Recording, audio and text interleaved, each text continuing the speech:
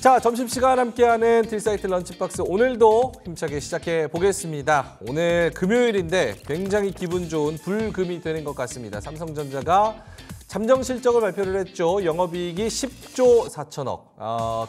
증권사 컨센서스가 대부분 8조 2천억에서 8조 5천억 정도까지 나왔으니까 9조까지 예상한 사람은 있어도 두 자릿수 예상한 사람은 아예 전무했는데 그것도 두 자릿수 중반대가 나왔습니다. 그래서 다시 한번 전고점을 향해서 삼성전자가 86,000원 선 공방을 벌이고 있는 상황이고요. 오후 갈수록 이제 86,000원을 뚫고 새로운 고점을 갱신했으면 좋겠다 이런 바람을 가지고 점심시간 같이 보내보도록 하겠습니다. 자, 오늘 역시 이슈이수다에서는요. 삼성전자와 함께 같이 불을 뿜고 있는 섹터 테마가 있습니다. 바로 로봇인데요. 로봇 관련해 가지고 앞으로 어떻게 펼쳐지는지 그리고 삼성전자발 이슈, 로봇 이슈도 있지만 또 모건 스탠리 쪽에서 로봇을 콕 집어가지고 여기 진짜 좋다. 특히나 이제 네이버랑 같이 해가지고 로봇 앞으로 불을 뿜을 것이다. 긍정적인 얘기가 나왔으니까 앞으로의 로봇의 주가와 그리고 산업에 대해서 이야기를 나눠보도록 하겠습니다. 자, 그리고 불만나는 리포트에서는요. 김장글 본부장님 나오셔서 오늘 핫한 증권사 리포트 여러 가지를 또 소개를 해주실 거고요. 기막힌 투자 함께에서는 이재규 대표님 그리고 유창인 대표님 모시고 오늘 금요일 날 오르는 종목들 그리고 오후장 공략주까지 함께 짚어보도록 하겠습니다. 자, 그럼 본격적으로 첫 번째 코너 이슈 이수다 출발해 볼 텐데요. 로봇 관심 많으신 분들은 채널 고정하시고요. 지금 바로 출발합니다.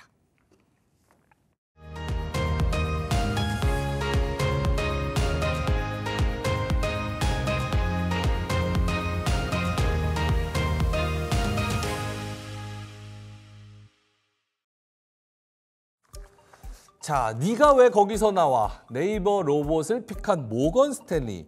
사실 네이버랑 로봇이랑 얘기를 하려고 그러면 연관성이 있기는 합니다만 네이버가 로봇이다라고 직관적으로 생각하기는 좀 어렵습니다. 그래서 모건 스탠리는 왜 네이버를 꼽았을까? 이 얘기 한번 해보면서 다른 로봇 산업까지 쭉 읊어보도록 하겠습니다. 경제 유튜버 돈쌤, 우리 정현두님, 그리고 YMG 글로벌 박종훈 팀장님 모셨습니다. 어서 오세요. 네, 안녕하세요. 네, 앞으로는 이제 뭐 앵커, 진행자, 뭐 패널도 로봇으로 대체돼 가지고 이렇게 AI 붙여서 자연스럽게 말하는 이런 날이 올까요? 아, 그런 날은 안 올 것 같습니다. 안 오긴 본인 바람 아니에요? 오면 안 돼요. 오면 안 돼요. 오면 안 돼요. 이게 좀 위험한 거 아닐까요? 위험해요. 로봇이 아니라 그냥 챗 GPT는 얘기를 할 수 있잖아요. 네네. 네. 그러니까 이제 로봇이 좀 부자연스러워도 이제 어플이 잘 되면 네. 위험할 수도 있지 않을까 이런 생각을 좀 해보고 있습니다. 저는 근데 그 순간적인 그 어떤 애드립이나 네. 재치, 센스, 이런 부분을 AI가 과연 대체할 수 과연 할 있을까? 근데 이게 저도 같은 생각인데 AI가 발전됐을 때 사람들이 많이 얘기했던 게 AI가 아무리 발전돼도 음악, 미술 이런 예술적인 재능 분야는 로봇이 AI가 절대 못한다. 근데 제일 먼저 정복한 게 미술이랑 너무 잘 그려. 음악이었어. 너무 잘 그려요. 만들어. 예. 그러니까 사실 이거 그 AI가 감정을 가졌기보다는 이 감정을 표현한 인간의 언어를 학습을 하다 보니까 마치 가진 것처럼 표현을 하거든요. GPT 같은 경우도 질문할 때 계속 재촉을 하면 가만히 있어 보라고 하거든요. 그러니까 GPT가 이제 실질적으로 짜증이 나는 게 아니라 그걸 학습한 거죠. 그런, 알고리즘으로. 그렇죠. 그러니까 얘가 지금 나한테 짜증을 내는 건가? 뭐 이런 느낌을 줄 정도로 발전을 했거든요. 그런 거 보면은 좀 위험할 수 있지 않을까 생각을 해봅니다. 개그라는 것도 애드립이라는 것도 다 수식어가 있고 알고리즘이 있고 계산법이 있잖아요. AI가 그거 학습하는 순간 저는 바로 그냥 은퇴해가지고 저기 북유럽이나 이런 데 가가지고 짱짱 펴면서 살아야 됩니다. 알겠습니다. 오늘 뭐 두뇌라고 할 수 있는 AI 그리고 몸통이라고 할 수 있는 로봇. 오늘은 몸통 쪽에 대한 이야기를 좀 해볼까 하는데요.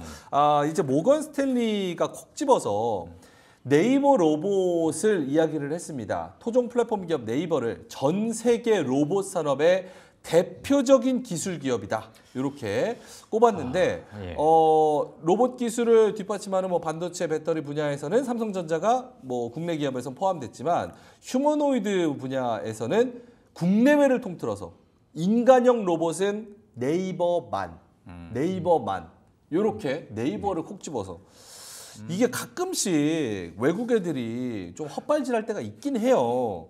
그래서 이게 맞나 싶기도 한데 사실은 네이버가 예전에 그 빈살만 가족 중에 이제 공주가 와가지고 네이버 사옥을 방문했는데 거기서 이제 층마다 올라갔다가 하면서 이제 사람들을 도와주는 사무용 네이버 로봇을 보고 저거다. 저거 우리 사우디에도 들여와. 이렇게 해서 관광부 장관이었는데 이제 좀 들여오려고 여러 가지 노력을 했던 부분이 있었습니다.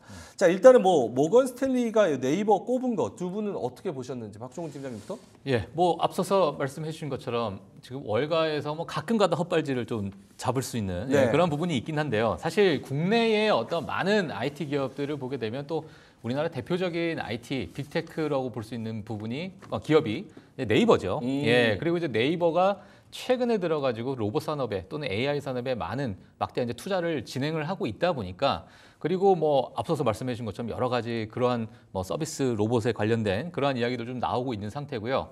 그리고 국내에 좀 많은 기업들이 물론 뭐 많은 기업들이 있죠. 네이버가 가지고 있는 또 하나의 장점이 엄청난 데이터거든요. 예, 그런 이러한 데이터를 갖고 있는 기업이 또 네이버다 보니까 이제 모건 스탠리 뭐 탑픽으로 또 선정이 된 것 같습니다. 하지만 저는 오늘 좀 말씀드리고 싶은 게 뭐냐면 네이버도 네이버지만 지금 우리가 보고 있는 휴머노이드 이 로봇 이 산업이 어떻게 지금 진행이 되고 있는가?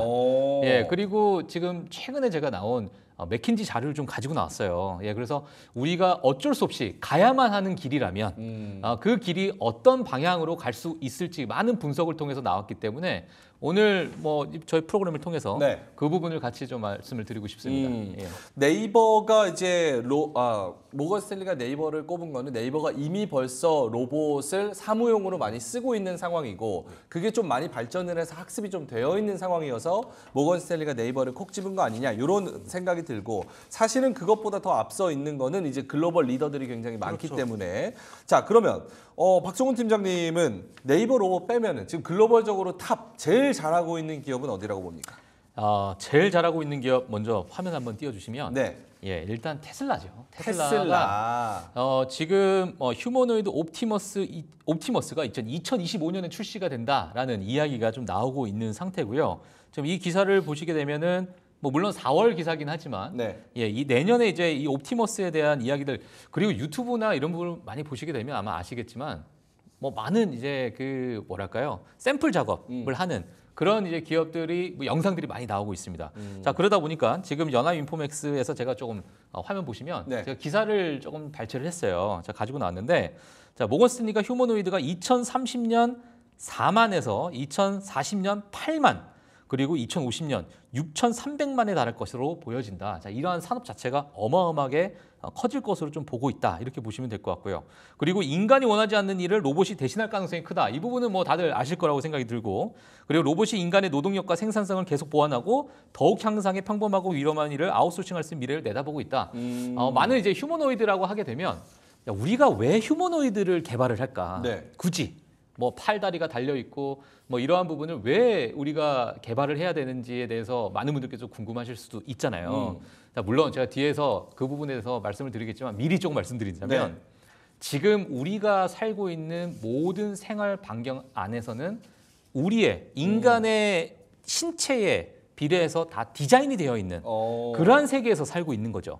예, 그러다 보니까 이미 모든 펜의 크기 아니면 마우스의 크기 컴퓨터의 크기, 의자의 크기 이런 것들이 모두 다 인간의 어떠한 지금까지 수만 년, 수십만 년 이렇게 우리가 이제 오면서 그러한 디자인으로 되어 있는 이 전 세계의 이 폼을 우리가 최대한 빠르게 따라가려면 휴머노이드의 어떠한 인간을 가장 형상화하고 그 유사성을 가지고 있는 그러한 이제 로봇이 돼야 되기 때문에 더 효율적이라는 거죠.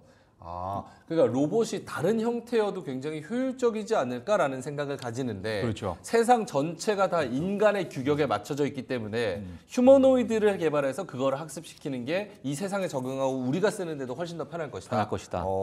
그리고 뭐 지금 뭐 앞서서 이제 휴머노이드에서 많이 보신 분들이 있으시겠지만은 정말 이제 위험한 작업을 사실 인간이 뭐 전선을 만진다든지 뭐 여러 고된 작업들 또는 위험한 작업들 이런 작업들을 대신하지 않겠느냐라는 많은 이제 기대감이 좀 있잖아요. 근데 그런 부분도 마찬가지로 뭐 사다리에 올라가려면 인간의 규격에 맞춰서 이미 세팅이 되어 있는 여러 가지 이러한 부분들이 있기 때문에 그런 부분을 우리가 좀 휴머노이드 로봇이라는 그 부분에 좀 접목을 해서 같이 생각해보는 게 어떨까 저렇게 보여집니다. 알겠습니다. 돈쌤님께 그러면 이 로봇이 들어와서 뭐 공장이나 산업이나 혹은 일상생활에 쓰이는 이런 우리한테 도움을 주는 뭐 협동 로봇 이런 것들이 좀 자동화되는 게 전 세계적인 추세기는 합니까? 지금 일단 네이버가 픽을 받은 이유는 사실 네이버가 초반에 그 AI로 대표되는 기술들을 다 정말 많이 시도를 했거든요. 네. 파파고가 처음 나올 때도 그랬고 뭐 번역부터 시작해가지고 많은 걸 했는데 사실 뭐 GPT라든가 뭐 이런 거에서 약간 조금 기술 격차가 좀 벌어지고 말았는데 이 로봇 쪽에서는 불행인지 다행인지 별로 나간 기업이 별로 없어요. 네, 그래서 아직은 네이버가 아직 할 수 있는 가능성이 남아있는 중에 하나가 또 로봇 쪽이라고 좀 보기도 하고 그만큼 휴머노이드 말씀 주셨는데 사실 로봇은 크게 두 개로 봐야 될 것 같아요. 네. 그러니까 휴머노이드 같은 경우는 이제 테슬라의 철학에 가까운 거죠. 테슬라는 자율주행을 가더라도 그냥 라이더 같은 거 없이 어차피 인간도 라이더 없이 두 눈을 가지고 운전하지 않느냐. 그래서 인간의 눈으로 운전하는 것을 이제 자율주행으로 입힌 것이 테슬라의 비전이잖아요. 그러면 로봇도 인간의 모양으로 가는 게 맞다. 어차피 사람이 하는 일은 사람이 생긴 대로 하는 게 좋을 것이다라는 건데 네. 그게 말처럼 쉽진 않습니다. 예를 들어 뭐 종이컵을 하나 든다든지 네. 마우스를 하나 든다고 할 때 우리는 그걸 알고 있어서 예측이 되잖아요. 그러니까 종이컵은 가벼우니까 살짝 지고 그렇죠. 좀 무거운 노트북은 좀 힘을 줘서 지고 계란 같은 거. 그렇죠. 그리고 물리를 좀 이해해야 돼요. 요거를 여기서 이렇게 하면 여기 떨어지겠네. 뭐 이런 것들을 인지를 해야 되는데 카메라가 이 좁은 환경에서 3D로 인식을 해서 그걸 하는 게 너무 어렵대요. 그리고 손가락도 이렇게 잡아서 올리는 이 우리한테는 굉장히 간단한 것이 이 압력과 속도를 맞춘다는 게 사실 쉽진 않거든요. 네, 그래서 차라리 만약에 우리가 로봇이 필요하다면 정형화된 생산 라인에서 필요한 작업을 하자. 그건 이제 인간의 모습이 아닌 거잖아요. 그건 일단 할 수 있으니까. 지금 하고 있죠. 예, 그래서 그런 쪽에는 우리나라가 의외로 많이 발달돼 있어요. 그래서 네이버가 거기서 픽을 받았던 거고 지금 우리 로봇이라고 하면 우리 처음에 얘기할 때 AI가 우리를 대체하지 않을까 했는데 로봇이 발달을 하면 그럼 노동자들의 일자리가 좀 위험하지 않을까 이런 생각을 하실 수가 있는데 그래서 OECD에서 조사를 한 거죠. 로봇이 발달하면 가장 일자리를 덜 잃은 나라는 어디일까? 그게 한국이랍니다. 왜요? 한국이 제일 많이 잃을 것 같잖아요. 네. 네, 제가 준비한 자료 좀 보여주시면 로봇이 발달하면 어느 나라가 네. 노동자를 제일 많이 잃을까? 덜 잃는 나라가 일자리를 잃을까? 일자리를 잃을까? 했는데 근데 일자리 안 한국- 잃는 나라가 한국이다. 그렇죠. 이유는 의외로 간단합니다. 네. 이미 다 잃었기 때문에. 알겠습니다. 왜냐하면 이미 벌써 다 잃었다. 우리 한국 같은 경우는 산업 구조가 네. 그 사이클 산업이잖아요. 조선이 됐던 철강이 됐던 좋을 때는 엄청 일손이 부족한데 맞네요. 그리고 놀 때는 정말 할 게 없는 산업이거든요. 그러다 보니까 노동자를 많이 상시 고용한다는 게 굉장히 부담스러워요. 그리고 강성 노조들도 있기 때문에 이게 일이 없다고 그냥 놀릴 수도 없는 상황이잖아요. 그렇네요. 그러다 보니까 강제적으로 로봇을 쓸 수밖에 없는 환경이었고 그러다 보니 역설적으로 이제 로봇에서 가장 안전한 나라가 된 거죠. 그 다음 화면 보내주시면 이거 그래프가 확 뒤집어집니다. 네. 가장 자동화가 돼 있는 나라가 독보적으로 한국이죠. 이미 벌써. 그렇죠. 맞아. 저기 미국에 비해서는 뭐 거의 뭐 7, 8배의 그걸 보이고 있습니다. 근데 이게 우리 노동자들한테는 조금 슬픈 얘기겠지만 미국 같은 경우만 해도 원래 미국에는 제조업을 안 하지 않습니까? 그랬는데 이제는 안보 차원에서라도 지금 다시. 미국에다가 공장을 짓잖아요. 근데 미국에서 공장을 지으면 그 임금을 주면서 제조업을 한다는 게 사실상 불가능하거든요. 그러면 방법은 하나뿐이죠. 로봇을 가야 됩니다. 로봇을 가야 되는데 이걸 제일 잘하는 나라가 사실 기술력은 일본이고 제일 많이 활용하는 건 한국이에요. 오히려 이게 미국으로 넘어갈 때 좀 기회가 있는 회사가 있지 않을까 그런 생각을 하는 거죠. 오케이, 알겠습니다. 이미 벌써 우리나라는 이제 제조업 국가이기 때문에 IT 제조업, 뭐 조선도 있고 자동차도 그렇죠. 있고, 그래서 이미 벌써 자동화가 되고 로봇화가 되는 부분은 일정 부분 진행이 됐기 때문에 더 진행된다고 하더라도 일자리를 많이 잃지는 않을 지금까지는 일자리를 줄이는 역할을 해왔다면 이제는 선진국들이 자동화를 하면서 그 자동화에서 우리가 기회를 고 일자리를 오히려 늘릴 수 있는 기회다. 오히려 이제 뒤집어진 상황인 것이죠. 오케이. 네. 근데 제가 이 업계에 계신 분들 얘기 들어보니까 유일하게 지금 로봇을 못 쓰는 데가 조선이래요. 조선. 배 만드는 거. 네. 그거는 진짜 사람이 일일이 붙어가지고 세세한 작업을 해야 되기 때문에 이 휴머노이드 로봇이나 이런 다른 로봇을 잘 못 쓴다고 하더라고요. 하다못해 우리나라가 잘하는 게 LNG 같은 거잖아요. 그러니까 용접을 할 때 용접. 기포가 생기면 안 되잖아요. 아. 그래서 사람도 그날 아침에 면접을 보고 들어가. 아, 일부 면접 해보고 찍어보고 오늘 컨디션 좋은 분들만 들어가는 거죠. 컨디션으로 컨디션. 그렇죠. 그 사람이라는 거는 야, 매일매일 똑같을 수가 없잖아요. 그럼 김씨 오늘 컨디션 안 좋은데 네, 오늘 가서 기포가 쉬어. 많으니까 네. 오늘은 조금 이제 중요한 건 좀 빼고 실제 그렇게 하신다고 하더라고요. 예. 근데 그거를 실시간으로 감지할 수 있는 그게 없어가지고 그렇죠. 예, 그런 문제가 있다고. 그래서 하더라고요. 제가 왜 이 얘기를 꺼냈냐면 지금 조선처럼 이렇게 세밀하게 또 디테일하게 해야 되는 거는 섬세하게 해야 되는 거는 지금 아직 사람이 하고 있으니까 테슬라가 제일 잘하고 있다고 하니까 이 테슬라의 휴머노이드 옵티머스 젠 2는 어떤 섬세함을 가졌는지. 예. 아니 뭐 사실 많은 뭐 매체를 통해서 아마 보셨을 것 같아요. 지금 뭐 제가 화면을 좀 준비했는데 네. 앞서서 이제 계란을 어떻게 집어야 되느냐. 이 인간이 이렇게 이제 우리가 잡고 있는 그 부분에 대해서도 뭐 사진들이 나오고 있는데 그 전에 사진입니다. 예, 전전 옵티머스. 사진이에요. 네. 예. 그래서 이제 그러한 부분이 지금 본인이 넘겨야 된대요. 제가 꺼졌어요 화면? 화면이 꺼져서 오케이. 오케이. 저 화면 보고 요거 하겠습니다. 하시면 돼요. 오케이. 예, 요겁니다. 네, 좋습니다. 자, 그래서 지금 뭐 나날이 발전하는 섬세함이다. 이게 아마 영상을 통해서 아마 많은 분들께서 보셨을 겁니다. 예, 그래서 이렇게 지금 계란을 아주 섬세하게 이렇게 잡는. 근데 제가 이걸 가지고 나온 이유가 뭐냐면 이게 과거에는 걷는 것도 힘들었어요. 걷는 것도 이상하고 뭐 여러 가지 좀 너무 시간도 오래 걸리고 그런 상황이 있었는데 최근 들어가지고 한 달, 두 달에도 지나가가지고 어떤 샘플 작업을 하는 그러한 로봇들을 보게 되면 나날이 발전을 하고 있는 거예요. 근데 이러한 여러 가지 센서적인 측면이 지금 테슬라 같은 경우 옵티머스가 상당히 그 발전 속도가 좀 빠르다라는 것을 많은 매체를 통해서 좀 보실 수 있을 것 같고요. 그리고 우리가 또 다들 아시는 젠슨 황이 다음 AI 물결은 피지컬 AI다. 자, 피지컬 AI라는 건 뭐냐면 지금 AI라는 것은 이제 소프트웨어, 우리 뇌라고 만약에 보게 된다면 네. 이것을 우리가 하드웨어로 옮겨가는 과정이 필요하잖아요. 과거에 뭐 노트북부터 스마트폰에 어떤 여러 가지 메가 트렌드 있어가지고 이런 AI 물결이 결국에는 휴머노이드 또는 자율주행으로 옮겨갈 수밖에 없는 그러한 어떤 산업 환경을 젠슨 황도 마찬가지로 이 실적 발표하는 그 컨퍼런스 콜에서 이렇게 또 발표를 하게 되면서 지금 미국에서 이미 많은 빅테크들이 힌트를 많이 주고 있는 상황입니다. 사실. 예, 그래서 지금 엔비디아와 테슬라에 지금 많은 투자를 하고 있는 그런 상황도 우리가 한번 보실 수 있을 것 같아요. 그러니까 앞서서 저희 돈쌤님께서 또 말씀을 해주셨는데 제조업에 관련돼서도 좀 이야기가 있습니다. 제조업. 예, 그 부분을 제가 연결해서 그냥 바로 말씀을 좀 드리도록 할게요. 네. 지금 맥켄지 자료를 한번 보시면 좋을 것 같아요. 맥켄지에서 지금 미국 제조업에 대해서 이야기를 했습니다. 이게 가장 최근에 나온 그 보고서 자료인데 자동화와 인간, 인재, 우리가 이제 사람 인력 네. 이런 부분에 대한 어떤 여러 가지 문제점을 지금 그래프 또는 이제 분석을 통해서 좀 가지고 나왔는데요. 네. 일단 먼저 한번 보시게 되면 네. 미국의 노동 공급 자체는 견조하게 지금 진행이 되고 있어요. 지금 과거에 여러 이제 차트를 좀 보시게 되면은 지금 2010년부터 지금 진행이 되고 있는 차트입니다. 그 위에 보시게 되면 이게 지금 인플로이라고 해서 직원들의 어떤 노동 공급이라 보시면 될 것 네. 같고요.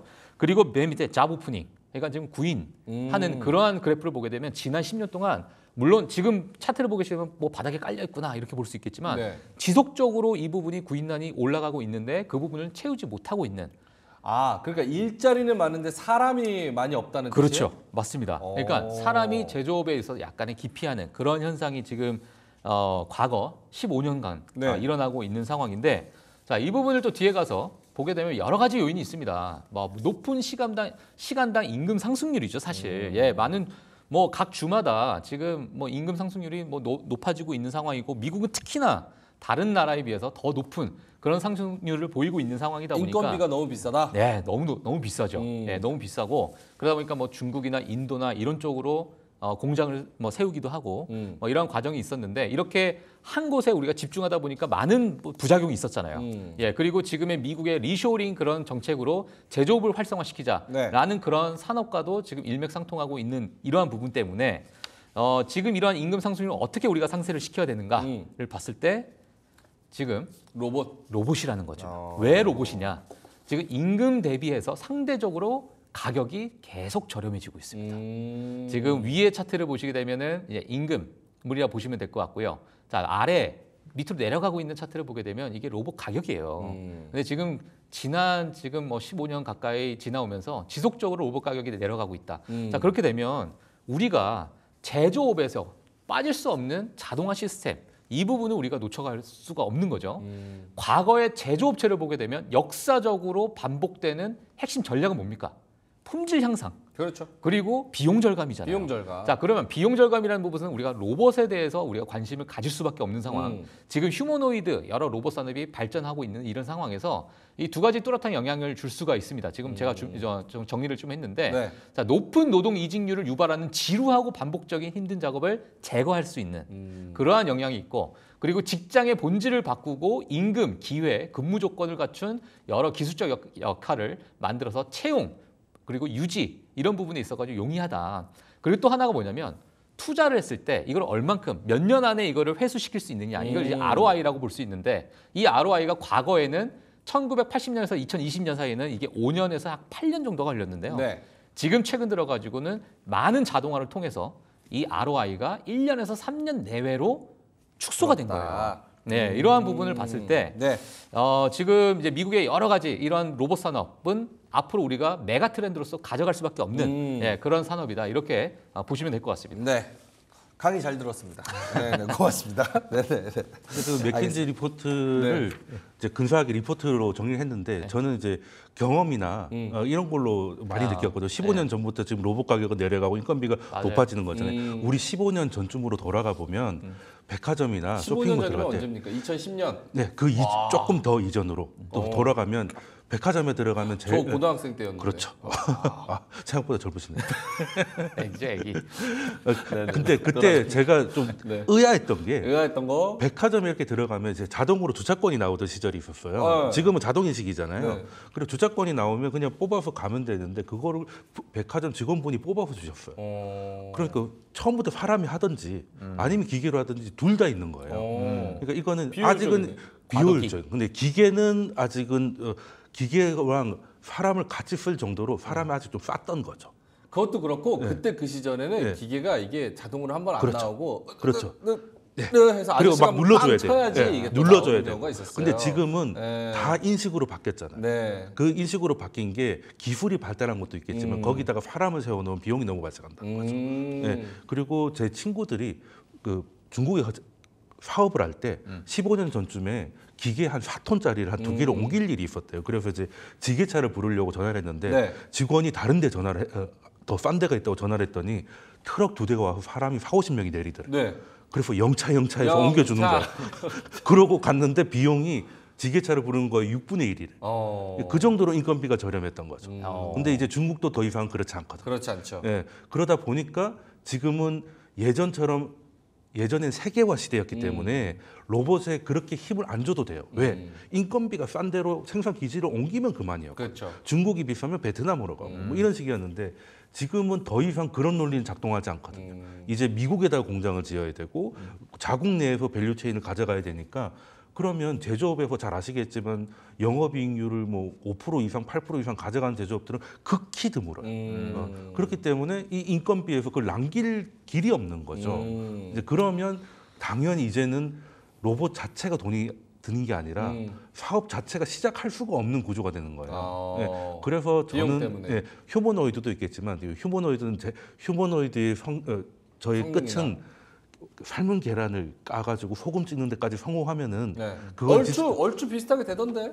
근데 아직은 그런 게 있잖아요. 내가 좀 짜게 먹고 싶을 때는 조금 더 누르고. 아이고. 너무 짰다 싶으면 소금을 아니야. 너무 많이 찍었다. 그거 진짜 미세하거든요. 그러니까 근데 그 소프트웨어하고 네. 이 손이 딱 맞아떨어져요. 그렇죠. 네.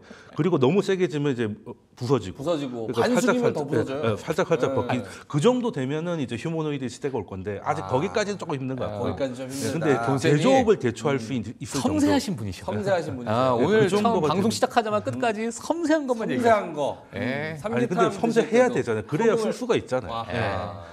그 거대한 장치 말보다는. 알겠습니다. 그래서 로봇 산업이 성장하는 이유 첫 번째는 비용이 올라가서 인건비가 올라가서 로봇이 훨씬 싸다. 두 안보의 번째로는 문제, 안보의 문제까지. 안보의 문제까지. 그리고 두 번째로는 로봇의 규모의 경제가 되면서 이게 더 훨씬 더 싸진다. 그리고 세 번째로는 원래 로봇은 단순 노동만 할 수 있었는데 AI라는 뇌가 같이 붙어주면서 우리가 할 수 있는 일을 로봇이 더 할 수 있는 활동 역량이 많아졌기 때문에 충분히 투자할 수 있는 그 가치가 높아졌다. 이렇게 생각을 하면 될 것 같습니다. 자, 그럼 요걸로 한번 넘어가 볼까요?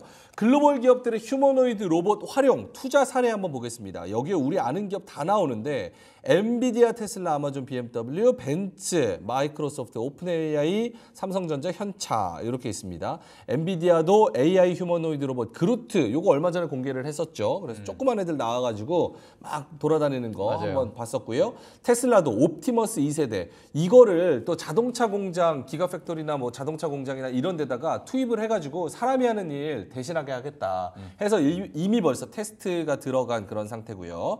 그리고 마이크로소프트, 오픈 AI, 엔비디아 여기도 휴머노이드 로봇 회사 피규어 AI에 9천억 투자했다. 현차는 유명하죠. 보스턴 다이내믹스를 이제 1조 가까이의 사재를 털어서 정의선 회장이 사재를 털어서 요거를 사버려가지고 거기서 나오는 아틀라스의 그 유튜브 영상 보면은 굉장히 섬세하게 여러 가지 구조 활동이나 뭐 산업 활동이나 이런 거를 하는 그런 영상도 볼 수가 있습니다. 아틀라스 이제 개발 안 하신 거 아시죠? 아틀라스 개발 안 합니까? 예, 이제 왜요? 이게 한 몇 달 전에 이 개발을 잠시 이제 잠정 중단했다라는 네. 이야기가 좀 나왔습니다. 왜죠? 이제 뭐 여러 가지 뭐 비용적인 측면도 좀 있고 그런 기술적인 것도 지금은 보스턴 다이내믹스는 네. 일단 우리가 사람이 서 있을 때는 그냥 서 있는 것 같지만 네. 사실 장근육들이 다 균형을 잡아주고 있는 그렇죠, 거죠. 그렇죠. 그런데 이제 기계는 그게 안 되니까 이 친구는 계속 뛰잖아요. 뭔가 계속 뛰어요. 그러면서 유압 기술은 엄청나게 발달했는데 이제 로봇이 예전처럼 그냥 쓰러지지 않고 걷는 게 중요한 게 아니라 네. 뭔가 보고 판단하고 사람처럼 일해야 되는 건데 섬세하게 또. 너무 관절하고 유압 쪽에만 힘을 썼던 거죠. 그래서 이제 눈을 좀 키울 때가 됐다는 걸 이제 눈치를 채고 이제 몸은 좀 된 것 같고 이제 그걸 그쪽으로 가겠다는 얘기인 거죠. 맞아요. 그게 맞는 길이라고 생각합니다. 네. 오케이, 알겠습니다. 이렇게 글로벌 기업들이 전반적으로 다 하면서 세계 인공지능 로봇 시장도 엄청나게 커지는 것 같습니다. 이게 넥스트 MSC에 따르면 2021년에 로봇 시장, AI 로봇 시장이 128조 원이었는데 이게 2030년, 5년 뒤에는 1,848억 달러로 연평균 30% 이상 성장한다. 이런 얘기가 있습니다. 자, 오케이. 그러면 우리가 로봇이 굉장히 크게 성장하고 왜 성장하고 어디가 잘하고 이런 거를 얘기를 해봤는데 우리나라는 이게 어떤 방법으로 진행이 되고 있는지 사실 로봇주. 작년만 해도 로봇주가 굉장히 핫했지 않습니까? 네. 두산 로보틱스 상장하고 했을 때 분위기 굉장히 좋았는데 사실 이걸로 돈을 벌 수 있는 산업은 아직은 조금 이르다 보니까 지금 올해 초부터는 이제 계속 이제 주가 흐름이 안 좋은 상황이에요. 그래서 지금은 약간 투자자들의 관심이 좀 벗어나 있는데 저는 언제 다시 노리면 좋을까를 고민해 봤더니 네. 만약에 트럼프가 당선이 된다면 아마도 관세를 더 높일 겁니다. 그러면 이제 쉽게 말해서 그냥 바이든 같은 경우는 보조금을 줘가지고 미국에다 공장을 짓게 하잖아요. 근데 이제 트럼프는 그 반대 방식으로 밖에서 수입하면 관세를 높일 것이다. 네. 그럼 그게 싫으면 미국에다가 공장을 지어라가 될 것인데 네. 그럼 결론은 바이든이 됐던 트럼프가 됐던 미국에서 투자를 늘려야 되는 건 마찬가지예요. 그렇죠. 근데 미국에는 제조업을 하기에는 인건비가 너무너무 비쌉니다. 그럼 결국 로봇이거든요. 그럼 그때 대규모 투자를 들어갈 수밖에 없을 거예요. 그러면 그때 다시 한번 기대감을 가져갈 수 있지 않을까?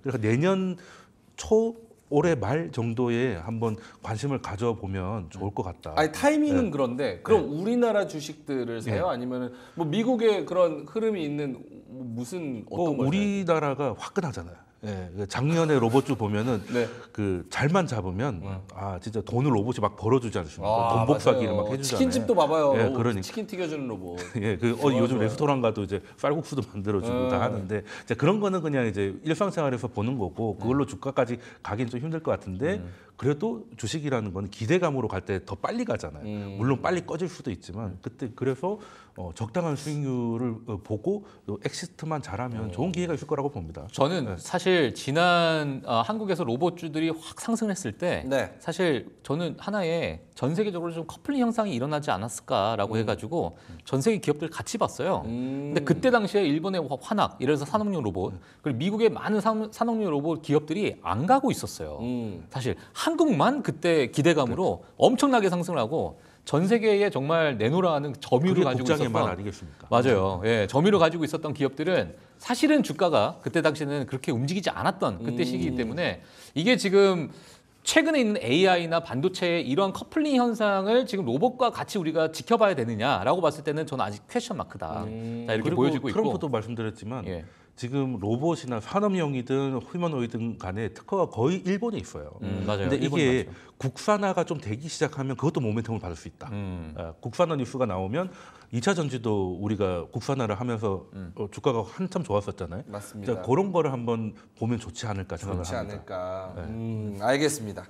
우리나라 로봇 산업 얘기 뭐 들어보니까 말씀하신 대로 로봇 잘하는 게 중국, 미국, 미국. 일본. 우리나라는 잘해야 한 4, 5등 정도 한대요. 기술력으로는. 근데 이제 지금은 그거를 이제 걸음마 응용해서 산업적으로 쓸 수 있는 데가 많아서 그런 건데 어쨌든 뭐 주가는 모멘텀 받아서도 가기도 하니까 그래서 이런 종목들 잘 살펴보시면 좋을 것 같고 반대로 로봇 산업의 문제점 짧게만 짚어보고 끝낸다면 박종훈 팀장님부터?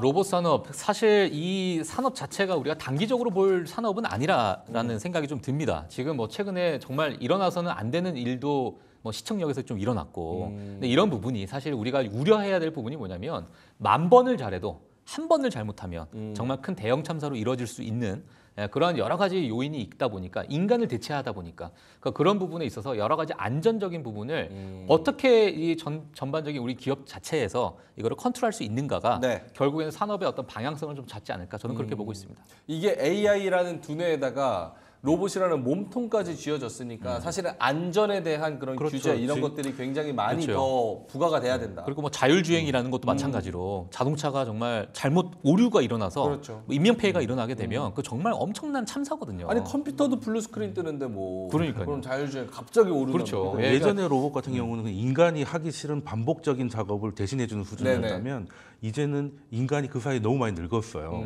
예, 그래서 인간이 하는 게 오히려 위험해지고 있는 것들 있잖아요. 네. 그런 것들을 기계가 좀 어시스턴트 맞아요. 해주는 것도 있고, 뭐 미국 대통령 같은 거. 예, 뭐 지금이 네. 좀 잡아줘야 되지 않습니까? 네. 이제 뭐 뭔가 앞에 있어야 될 것 같고, 그리고 저는 이제 우리나라가 로봇 기술 아직 걸음마 단계입니다. 그렇지만 제가 보여드린 그래프에서도 알 수 있듯이 공장을 자동화 세팅하는 경험은 세계 최고예요. 근데 그거를 중국하고 미국이 할 겁니다. 그때 우리가 그 뭔가 코칭을 할 수 있거든요. 네. 그런 기업들은 실질적인 실적으로도 이어질 수 있다. 그런 것들도 한번 보면 좋을 것 같습니다. 알겠습니다. 이거 박종훈 팀장님이 마지막에 뭐 멋있는 얘기 뭐 이런 거 하나 써온 것 같은데 이걸로 요거 마무리할까요? 아까 제가 다 말씀을 드렸는데 네. 예, 뭐 화면 한번 뭐 띄워주시면 이건 같은 내용이에요. 예, 화면 뜰지 모르겠네요.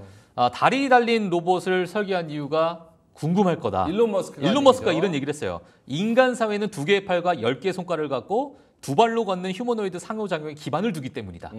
예, 그리고 인간이 하는 일을 할 수 있게 하려면 인간과 크기, 모양, 기능이 거의 같아야 한다. 이 부분을 이제 과거 차이나 사이버 스페이스 칼럼에서 네. 이렇게 좀 이야기를 했습니다. 일론 머스크가. 일론 머스크가 이런 이야기를 했다. 앞으로 이제 휴머노이드를 비롯해서 여러 가지 로봇 산업이 굉장히 커질 것으로 기대가 되고 있습니다. 물론 당연히 코앞에 닥친 시작은 아니라고 생각하고 예. 10년을 보고 봤을 때 천지가 개벽할 정도로 로봇이 많은 산업을 뒤바꿀 거라고 생각이 들어서 오늘 모건 스탠리에서 나온 네이버 로봇에 대한 이야기 그리고 테슬라의 휴머노이드에 대한 이야기 로봇 산업 전반적인 우리나라는 어느 위치에 와 있나 요 얘기 한번 해봤습니다. 자, 그러면 이슈 수다 런치 토크 두 분과는 여기서 좀 인사를 드려야 될 것 같습니다. YMG 글로벌 박종훈 팀장님, 경제 유튜버 돈쌤 정현두 님이었습니다. 고맙습니다.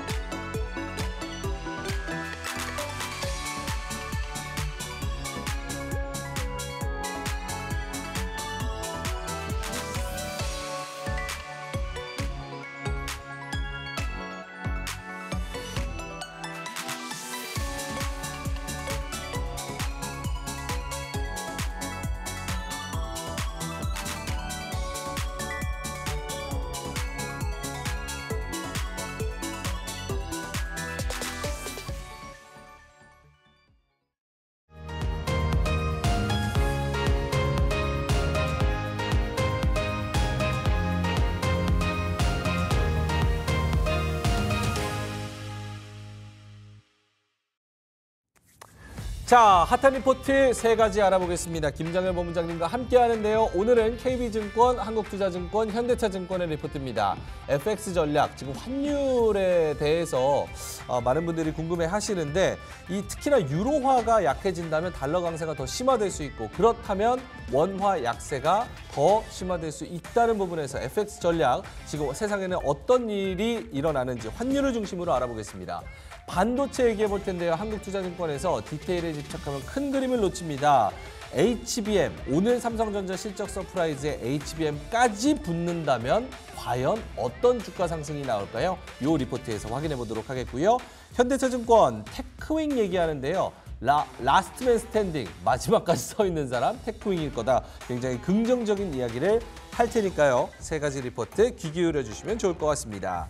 자, 그러면 모셔보겠습니다. 유니스토리 자산운용 김장열 투자전략 본부장님 모시겠습니다. 네. 어서 오세요. 안녕하십니까? 네.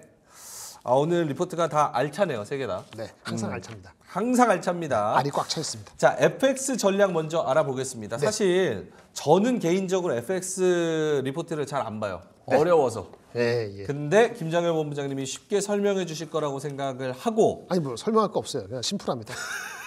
두 설명할 줄로 거 끝났을 때. 없습니다. 네. 네네. 뭐 심플하게 뭡니까 이거? 어떻게 된다는 거예요? 다음 주 7월 7일 날 프랑스 조기 총선 7월 2차 7일? 결선이 있거든요. 네, 내일 모레죠. 아 그러네요. 7월 그렇죠. 월요일이죠. 네. 그때 극우 정당이 이길까봐 걱정하고 있는데 극우 정당이 만약에 치면은 유로화 약세가 조금 덜해질 가능성이 있어서 그 달러 강세가 덜해지면은 우리나라 원화가 조금 숨통이 트인다 이렇게 얘기 드릴 수 있습니다. 심플하게 하신다고 안 하셨나요? 심플했는데. 그러니까 우리 입장에서는 네네. 극우 정당이 그 마크롱을 포함한 그 중도 연합장한테 2차 결선에서 지기를 바라면 됩니다. 네. 그러면 일단 우리 환율 중에서 원화 강세가 지금 되고 있는 원화 약세가 되고 있잖아요. 원화 약세가 되는 걸 조금 약화시켜야 되는데 세 가지죠. 유로화, 네. 그다음 위안화, 엔화가 있잖아요. 근데 엔화도 초저고 그다음 위안화도 초저죠. 그렇죠. 네. 이런 것들이 다 바뀌어야지 우리한테 좋은 거란 말이에요. 1390이 안 가고 1320으로 내려와야지 외국인 수입이 들어온다 이런 개념인데 네. 유로가 좀 신경 쓰이게 만들었는데 예상과 달리 우려와 달리 극우 정당이 2차 결선에서 실패하면은 그러니까 머저리티가 안 되면은 그러면은 유로화 뭐 약세되는 거 조금 신경을 덜 쓸 수도 있다. 그러니까 유럽 지금 우리 여기 앞에 보면은 화면은 안 나오지만 수습 사원도 앉아 있거든요. 네네. 열심히 배우려고 지금 네네. 노트 적고 있는데 네. 힘들어할 것 같아서. 네네.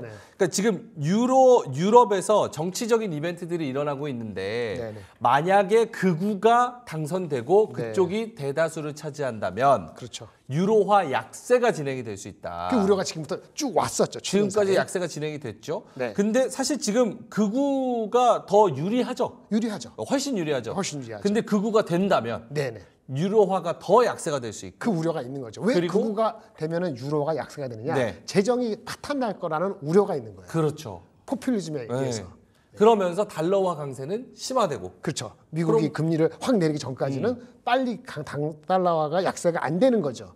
우리의 원화가 강세가 되는 거니까. 그렇죠. 그럼 원화가 1480에서 혹시 1400 가면은 네. 외국인이 한국 주식을 살리다가 네. 지금 잘 가고 있는데 오늘 삼성전자 실적 좋아서 네. 그걸 전화 좀 어떻게 좀 그거를 해주실래요? 주춤주춤하게 만들 수도 있지 않습니까? 네. 그런 거 좀 컨선이 된다. 아하. 신경을 쓴다는 건데 극우 정당이 뭐 진다는 게 혼자서 지는 건 아니고 네. 이게 중도하고 여기 좌파 있잖아요. 이쪽이 연합을 할 수 있어요. 연합의 조직이 있어요. 지금 수치로 말씀드리면 리포트 보니까 네. 저번에 7월 3일 날 그 선거하고 나서 보니까 1차 투표 결과 극우당이 296표 6군데에서 1위를 하고 있고요.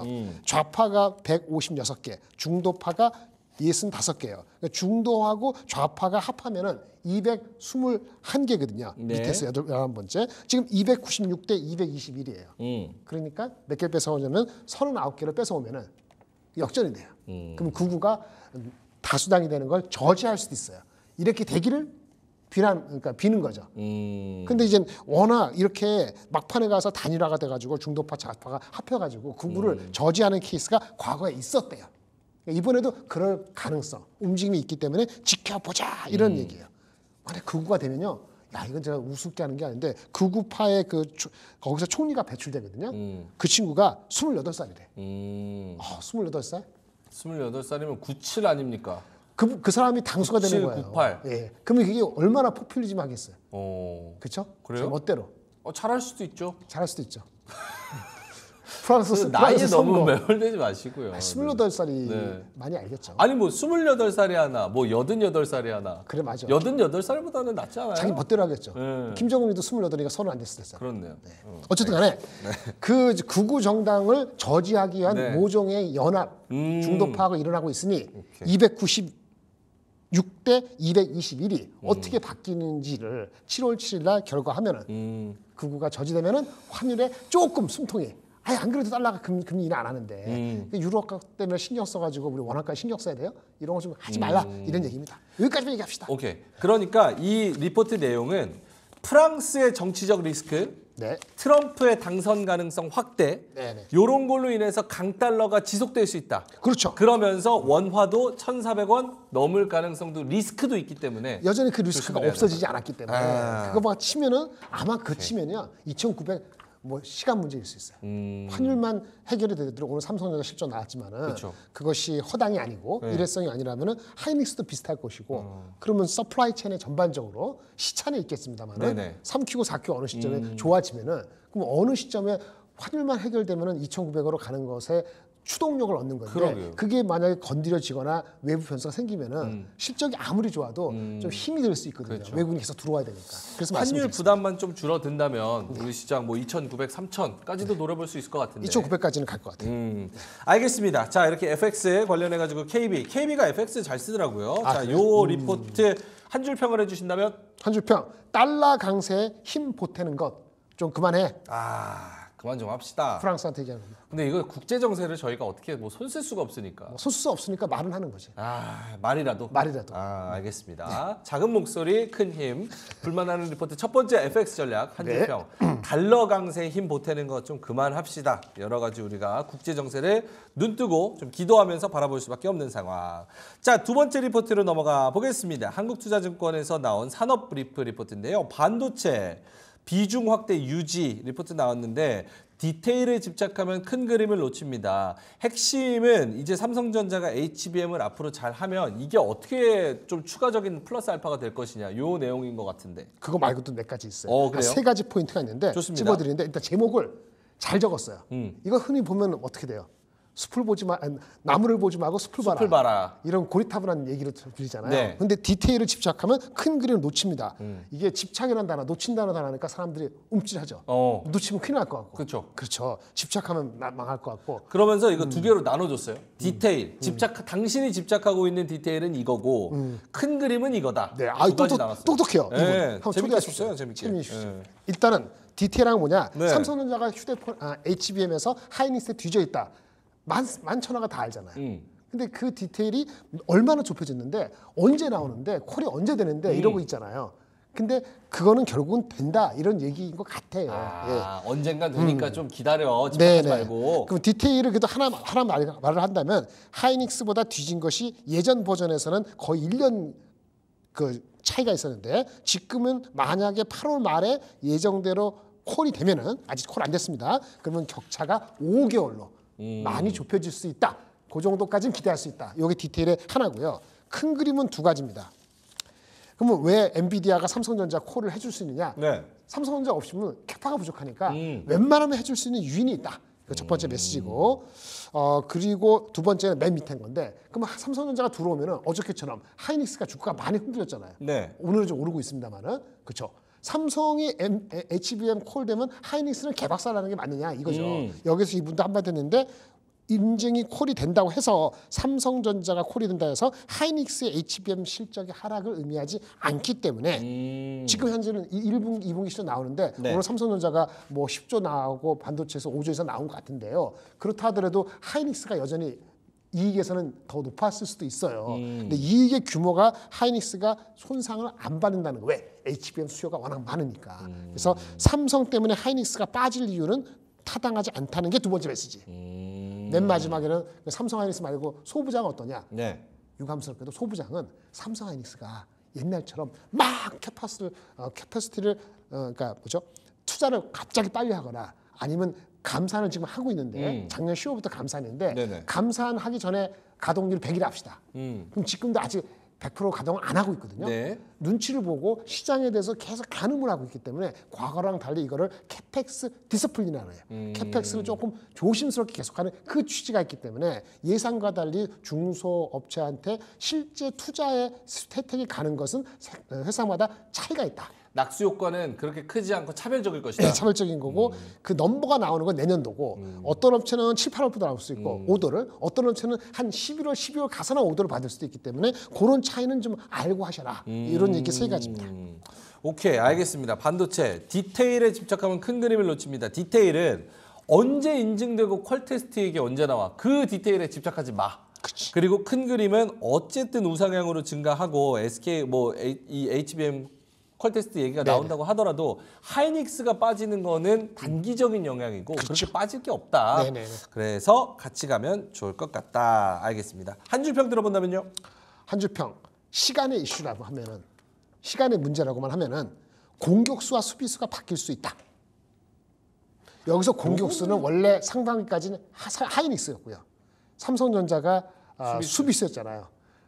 삼성전자가 8월 달에 콜이 되기만 하면은 아마 갑자기 마켓에 늘리지 못하겠습니다만은 공격과 수비수가 교체가 되는 거죠. 근데 진짜 그런 날이 와요? 뭐 안 온다고 할 수는 없는 거고요. 예, 그래요? 그럴 수도 있다는 하나의 그 가능성을 열어두고 삼성과 하이닉스를 한쪽으로 너무 그 양비론 쪽으로 하면은 둘 다 손해일 것 같아요. 저 같은 둘 다 사든지 그 둘 다 갖고 있는 시장을 사든지 둘 다 갖고 있는 ETF를 사든지 그게 맞을 것 같습니다. 알겠습니다. 지금은 약간 삼성전자가 동네 바보형 취급당하고 네네. 하이닉스가 2등인데 굉장히 네네. 지금 잘했네. 너 황골 탈퇴 아주 대단하다. 이런 취급을 받는데 요게 지금 상황이 역전돼서 네. 역시 구관이 명관이야 할 수 있는 상황이 올 수도 있다. 그런데 둘이 얘네가 올라가고 얘가 빠지고 이런 패턴이 과거에 반복이 됐잖아요. 몇 개월 사이에. 네. 그 강도, 그 변동성은 잦아들 거예요. 아. 오늘 삼성전자 실적이 엄청 잘 나왔지 않습니까? 그 원인 중에 하나가 재고 평가 손실이라는 얘기가 나오는데 네. 그렇다면 그 삼성 말고 하이닉스에도 연결되는 거기 때문에 하이닉스 2분기 실적에 대한 얘기도 더 올라갈 가능성이 있어요. 함부로 삼성 때문에 하이닉스를 버린다. 이거는 지금 현재는 바람직하지 않은 것 같습니다. 알겠습니다. 솔리마르님께서 적절한 비유다. 동네 바보형 힘내 이렇게 말씀하셨습니다. 동네 바보형이 또 자기 놀리면 그건 또 기가 막히게 알아요. 아, 그래요? 네, 삼성도 그렇잖아요. 약간 안 좋은 소리 저도 나오면. 옛날에 그랬어요. 알겠습니다. 좀 그랬습니다. 바보형 아니셨잖아요. 놀리지 네, 말아요. 알겠습니다. 알아요? 자, 놀리지 말아요. 자, 공격수와 수비수가 바뀔 수도 있다. 자, 마지막 리포트 한번 네. 가보겠습니다. 요것도 역시 반도체인데 네. 반도체 소부장 사실 아까 한미반도체랑 여러 가지 좀 더 물어보고 싶었는데 네. 시간이 없어서. 네. 근데 반도체 소부장 중에서 테크윙 네. 최근에 핫합니다. 요 가져오셨는데 일단 첫 번에 네. 죄송하다는 말씀을 드릴게요. 제가 이거를 많이 커버했던 회사, 애널리스트 재작년까지 할 때 했는데 그 당시에 회사가 완전히 바뀌었는데 그걸 몰랐어요. 그래서 어느 방송에서 제가 이거를 거를 조금 폄훼까지는 아니더라도 업사이드 뭐 좀 이렇게 얘기했던 것 같아요. 그거 저 때문에만 그렇다면 그건 죄송하다는 말씀을 드리고요. 네. 회사가 완전히 바뀌었더라고요. 이게 왜냐하면 얘네들은 핸들러 하는 거예요. 반도체 칩을 할 때 테스트해야 되잖아요. 테스트를 할 때 얘가 혼자 움직이지 않죠. 잘 이렇게 정렬해서 움직여야 되거든요. 옮겨줘야 되잖아요. 네, 그런 게 테스트 핸들러가 있어요. 핸들러. 핸들러인데 이게 삼성전자에 못 들어가고 하이닉스 마이크론이 핵심이에요. 얘네 고객은 누구라고요?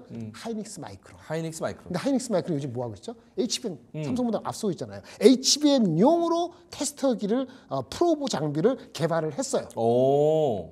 근데 이게 하는 데가 두 개밖에 없대요. 어드밴스드 테스트 틀리면 안 되는데 일본에서 하고 네. 얘네 둘밖에 없다는. 그것이 본격적으로 들어가는 게 4, 4분기부터 아마 이걸 하이닉스 갖고 내년부터는 마이크론도 들어간다는 얘기예요. 그 규모가 이 커버하는 이 애널리스트가 실질적으로 거의 유일하게 목표 주가를 쓰신 것 같은데요. 네. 업그레이드를 했어요. 원래 거보다도 이익 추정을 40% 이상 높였어요. 이익 추정을 40% 이상 그러니까 늘렸다. 밸류에이션 멀티플은 그대로. 그렇게 해서 10만 원인가? 얼마죠? 하여튼 지금 헷갈리는데 네. 지금 단위가 6천 원, 7만 원이에요. 현재 주가가 67,000원. 그래요. 10만 원을 불렀어요. 10만 그 전에 원 7만 원이었어요. 7만 원에서 10만 원으로. 목표 주가를 몇 번 이렇게 오를 때 한 세 번째 되면은 좀 꼬나보거든요. 아, 지금 이거 대충 밸류에이션 높을 때는 아니 한더니 이익에 대한 추정치를 높인 거예요. 예를 들어서 내년에 200대가 아니고 300대가 판다 이런 식으로 자신감을 붙인 거예요. 네. 그 자신감이 완전히 틀리지 않다면은 일단 이익 추정하고 목표 주가 높인 거에 대해서는 동의합니다. 네. 그런데 속도는 이 커스터머가 지금 하나밖에 없잖아요. 하이닉스. 네. 그러니까 실적 추이를 확인하면서 주가가 상승할 거기 때문에 최근 엄청 올라왔기 때문에 단기적으로 계속 갈지에 대해서는 속도는 잘 모르겠어요. 이분이 얘기한 10만 원은 내년도 PER 20배거든요. 내년도 20배. 우리 말씀드릴게요. 소부장조에서 PER이 30배, 20배 이상 가려면은 마진이 상당히 높아야 되고 네. 고객이 다양해야 돼요. 근데 마진이 한 30% 되니까 맞는데 고객이 아직 다양화가 안 됐다 보니까 이걸 어디까지 줘야 되느냐가 헷갈리는데 저는 당장에는 25년 PER 20배는 조금 지켜봐야 될 것 같아요. 하지만 이익 추정에 대한 근거가 한 분기 한 분기 특히 4, 4분기 확인이 되면은 주가가 여기 레벨에서 확 빠지지는 않을 가능성이 더 높아 보인다. 아직 업사이드가 있다는 거에 대해서는 동의하고요. 일단 이분이 하는 HBM 전용 프로브 독점이라는 이 흐름이 독점이긴 하지만은 어드밴테스트하고 두 네. 개인데 걔네하고 마켓쉐어가 우리는 10% 가져가고 걔네가 90% 가져가면 이익 추정이 틀린 게 아니겠어요. 근데 그렇지 않고 대충 6대 4나 5대 5 정도를 가져간다면은 이익 추정이 아주 틀릴 가능성은 별로 커 보이지 않는다는 측면에서 또 라스트 맨 스탠딩이라는 그 제목 자체가 네. 공감이 됩니다. 그러니까 지금 긍정적인 부분이랑 조심할 부분 두 가지를 잘 말씀을 해주셨는데 테크윙의 지금 내용은 이익 추정치 자체가 올라가서 독점 공급하고 있다는 그 부분 그리고 거기서 기대되는 부분을 숫자로서 잘 설명을 했지만 네네. 하지만 주가가 급격하게 올랐죠. 당연히. 얘네가 올라왔기 때문에 지금 1년 동안 거의 10배 올랐죠. 엄청 올랐죠. 네. 네. 목표 주가가 만약에 목표 주가 10만 원 간다고 하면은 YTD로 봤을 때도 진짜 10배 정도. 맞아요. 15,000원에서 지금 막 네. 10만 원까지 가는 거니까. 그래서 그 급격하게 오른 주가는 좀 조심을 해야 된다. 알겠습니다. 테크윙 한 줄 평 들어본다면요. 실적 추이에 맞춘 상승세 가능. 단 내년도 PER 20배 배수는 지켜봐야. 이렇게 말씀드리겠습니다. 내년도 거 땡겨와서 거기서 PER 20배 준 거니까 요거 15배 이상은 오케이인데 20배는 바로 갈지는 좀 모르겠습니다. 테크윙 개인적인 생각입니다. 알겠습니다. 아까 그 저기 뭐야 네. 반도체 산업 리포트 말씀하시면서 네네네. 하이닉스랑 삼성전자 둘 다 좋으니까 둘 다 사면 되지 않느냐 뭐 이런 얘기를 하셨는데 네네. 그 안에서 한미반도체는 어떤 입장이 되는 겁니까? 한미반도체요. 한미반도체는 삼성이나 하이닉스보다 밸류에이션이 높죠. 네. 그게 부담이에요. 아 18만 원이라는 것이 지금 나와 있는 애널리스트 추정 중에서 가장 높은 추정치. 그거 기준 내년 기준으로 PER이 40배 되거든요. PER 40배가 좀 목에 걸리는 거예요. 왜냐 우리 저기 다르긴 하지만 엔비디아를 지금 우리가 40배 주면은 142불이거든요. 엔비디아 이상 줄 것이냐. 여기서 좀 신경이 쓰이는 거죠. 물론 엔비디아보다 내년 성장성이 높습니다. 한 5, 60% 되니까. 네. 아규먼트가 반복돼서 한미반도체는 하이닉스하고 마이크론의 수주받는 공시가 나올 때 움직일 것 같아요. 그렇지 않고는 계속 이제 공방이 있을 것 같아서 이자 바뀌는데 조금 시간이 걸리고 그렇다고 해서 이 주식이 근본적인 문제가 생겨갖고 여기서 20, 30 빠지냐 저는 그거 동의하지 않습니다만은 지금 새롭게 들어가시는 분이 단기에 먹을 수 있느냐라 본다면은 그거는 안 그럴 수도 있어요. 결국은 이제 주식도 좋은 종목 고르는 것도 기술이지만 매수랑 매도가 제일 중요하니까. 맞아요. 타이밍이 중요하죠. 타이밍 중요하죠. 결혼도 타이밍 맞춰서 결혼 타이밍입니다. 타이밍 사람 놓치면 타이밍이에요. 못하는 수가 있어요. 44kg 타이밍 나갑니다. 언제 옵니까 이거? 안 올 수도 있어요. 네.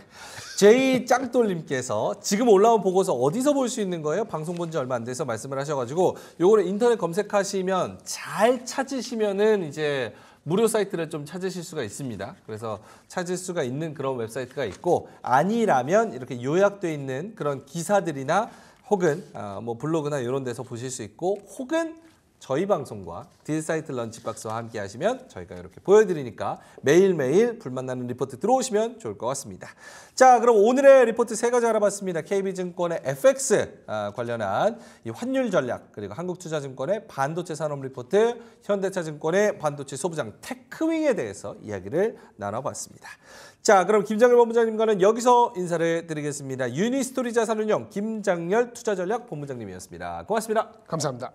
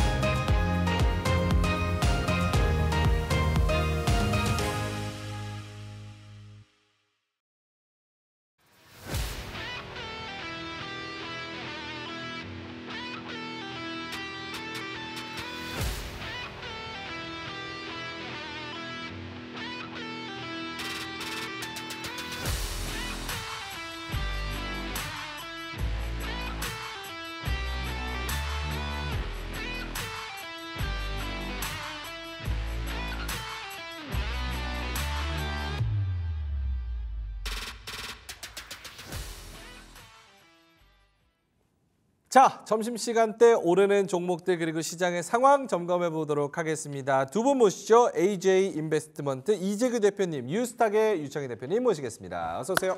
안녕하십니까. 네. 아우, 바로 코스피가 2,900 네. 코앞에 와 있어요. 코앞에. 네. 야, 이런 거 보면 옛날에 그런 말이 생각납니다. 기회는 미풍처럼 후회는 폭풍처럼. 아, 그런 게 있었나요? 그런 얘기 있습니다. 제가 만들었죠? 네. 코스피가 언제 가냐, 2,700 깨지냐, 오늘은 왜 이렇게 하락 종목 수 많냐 이런 얘기가 나온 게 엊그제 같은데 네. 바로 하루 만에 36포인트 올라가지고 2,861로 그냥 쏴버렸습니다. 오늘 장의 코멘트를 하나씩 먼저 들어본다면 유창희 대표님부터. 뭐 이보다 더 아름다울 수는 없다. 네. 끝이에요? 코멘트 한 번만 하면 아니, 짧게 말하는데 그래도 삼성전자 실적과 지금 올라가는 그 상승과 이런 분위기. 사실은 놀랬다. 놀랬다. 네, 놀랬다. 네.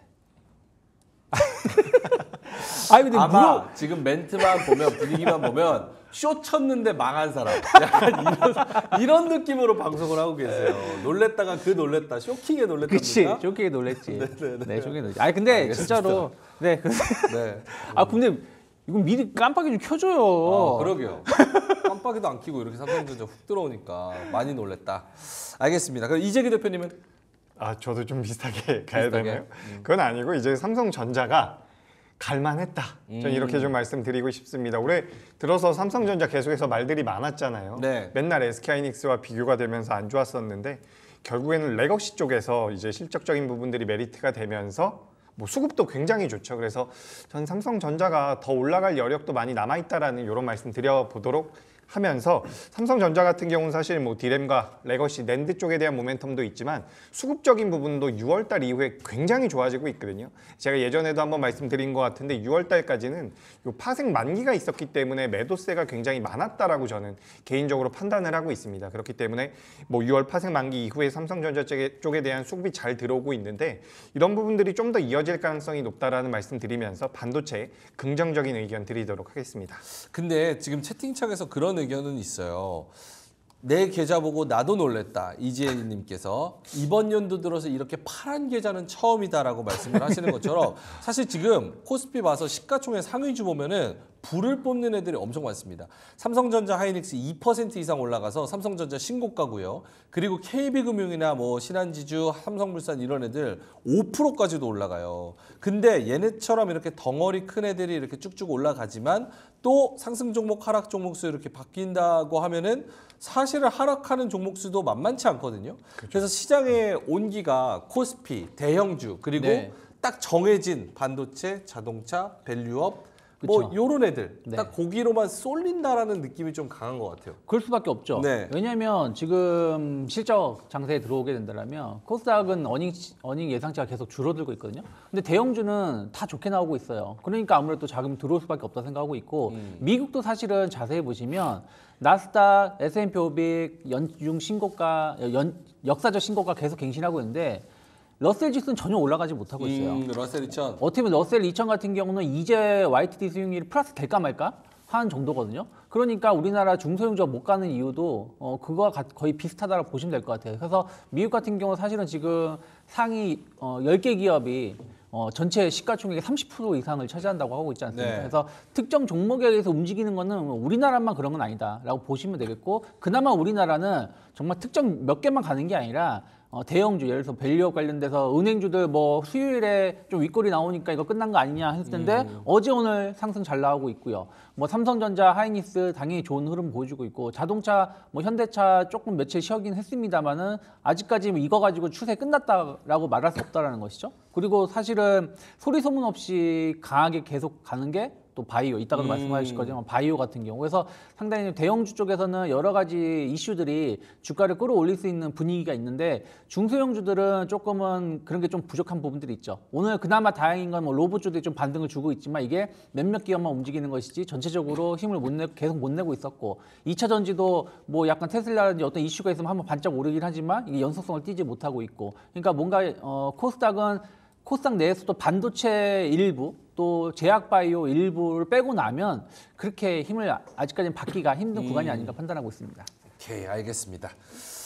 선택을 잘해야 됩니다. 진짜 이지혜님께서 괜찮습니다. 적당히 손절 또는 추매하고 또 빨리 다른 종목 찾아봐야죠. 시장에 순응하고 잘 대응해야죠. 이렇게 말씀을 해주셨는데 이지혜님 원래 되게 굉장히 고수시고 잘 하시고 네. 또 오래 계셨고 하시니까 잘 헤쳐나가실 거라고 믿습니다. 근데 이제 오늘 시장이 쉽지만은 않은 시장이어가지고 난이도가 그래서 선택하시는데 좀 어려움이 있지 않을까 이런 생각이 듭니다. 화이팅 하시고요. 자, 그래서 오늘도 3가지 주제를 준비를 했는데요. 시장에 딱 중심이 되는 그런 종목들과 섹터들로만 준비를 해봤습니다. 첫 번째 주제 가보겠습니다. 보여주시죠. 자, SK하이닉스 보고 있나? 깜짝 실적 삼성전자. 사실 뭐 아까도 이야기했지만 삼성전자가 깜짝 실적 발표하고 뭐 HBM 뭐 퀄테스트 나온다고 해가지고 하이닉스가 빠질 이유는 거의 없다. 이런 그렇죠. 것들에 대한 분석이 좀 나오고 네. 있습니다. 자, 근데 삼성전자 2분기 영업이익 10조 4천억 깜짝. 어우, 정말 대단한 영업이익 나오면서 오늘도 불을 뿜고 있고 신고가 경신하고 있는데 여기에 대해서 이창희 대표님 반도체를 바라보자라는 의견인 거죠? 그렇죠. 어쨌든 삼성전자가 오늘 결국에는 이제 어저께도 상승했고 오늘 상승하면서 신고가를 갱신했기 때문에 삼성전자마저도 이제 간다라면 반도체는 계속 봐야 될 수밖에 없다 생각하고 있고요. 사실은 제목이 좀 약하다 생각하고 있어요. 하이닉스 보고 있나 저게 아니라 와이프와 자식까지 다 바꾼 자식 빼고 다 바꾼 삼성전자 와이프만 바꾼 하이닉스 어떤 결과를 보여줄까 이렇게 갔으면 좀 더 좋지 않을까 생각하고 있는데 하이닉스가 뭔가 이제 보여줄 때 개국한 지 얼마 안 됐는데 문 닫게 하려고 하이닉스가 지금 뭐 뭔가를 하시는 보여줄 겁니까? 때가 됐다 생각하고 네. 있어요. 그러니까 무슨 말이냐면 마이크론이 26% 영업이익 예상치가 증가를 하면서 네. 좋은 서프라이즈 보여줬어요. 근데 삼성전자도 좀 25% 예상치보다 높게 나왔죠.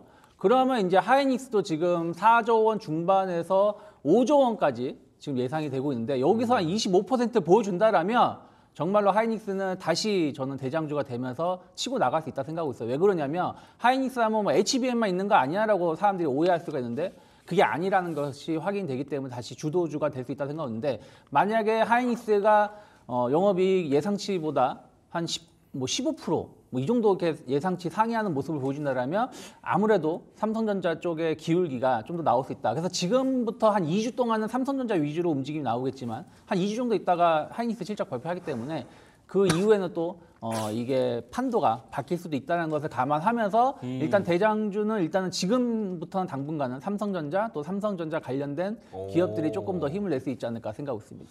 원래 뭐 그 말씀하신 게 이건희 회장님이 프랑크푸르트 선언에서 농담이 아니야. 네. 와이프랑 마누라 빼고 다 네. 바꿔봐. 이랬는데 하이닉스가 회장님 그걸로 되겠습니까? 네. 와이프만 바꾸겠습니다. 이렇게 해가지고 하이닉스가 HBM에서 1등에서 올라왔다 이건데 지금 삼성전자가 깜짝 실적 발표하면서 여기에 HBM까지 같이 붙으면 네. 삼성전자 어떻게 그쵸. 되겠냐. 신만전자 진짜 가는 거 순식간이다. 이게 주가는 매일 지지부진한 것 같아도 올라갈 때 진짜 순식간이에요. 순식간에 올라가죠. 순식간에 올라가 버려요. 그때 젠스왕 맞습니다. 사인 한 장으로 주가가 뭐 7만에서 뭐 8만 6천까지 그러니까요. 2주 만에 올라왔으니까. 그래서 삼성전자를 지금은 필두로 밸류체인이나 여러 가지를 좀 살펴보자라는 네. 게 의견이고 이재규 대표님은 어떠십니까? 네, 저도 뭐 삼성전자 굉장히 긍정적으로 보고 있습니다. 우리가 지금 삼성전자를 너무 간과하고 있는 게 어쨌든 나중에 AI 쪽이 성장을 한다라고 한다면 캐파 싸움이 될 가능성이 굉장히 높아요. 그래서 캐파 싸움으로 들어간다라고 한다면 삼성전자 같은 경우도 저는 시간의 문제라고 생각을 하고 있습니다. 요 HBM 쪽이요. 근데 HBM이 어떻게 보면 삼성전자가 만들어내고 있는 전체 매출과 영업이익에서 차지하고 있는 비중 자체는 또 그렇게 높지가 않거든요. 그래서 지금 실제로 숫자로 찍히는 부분들 같은 경우는 삼성전자가 계속해서 좋아질 가능성이 높다. 제가 판단했을 때는 3분기까지도 굉장히 폭발적인 실적적인 개선이 이어질 가능성이 높다라고 보고 있기 때문에 삼성전자는 좀 긍정적으로 보셨으면 좋겠고요. 이 기업이 지금 올해 신고가를 오늘 달성을 했습니다. 신고가를 달성했다라는 것은 시가총액이 500조 정도 되는 기업이거든요. 그래서 이 기업에 메이저들의 자금이 유입된다는 뜻이죠. 그래서 신고가를 경신해 놓은 상태이기 때문에 추가적인 우상향이 나올 가능성이 높다라는 말씀을 드리고 오늘 아침에 이제 삼성전자 실적이 좋으니까 또 하이닉스가 밀리더라고요. 근데 이게 좀 잘못 생각을 할 수가 있는 게 뭐 삼성전자가 올라가면 SK하이닉스가 뭐 HBM 쪽에서 흔들리면서 밀리는 게 아니냐라고 할 수가 있는데 오늘 삼성전자가 실적을 잘 내놓은 명분은 D램과 낸드 플래시입니다. 근데 SK하이닉스 같은 경우도 D램과 낸드 플래시 쪽에 대한 모멘텀들을 같이 받아갈 수 있는 기업이거든요.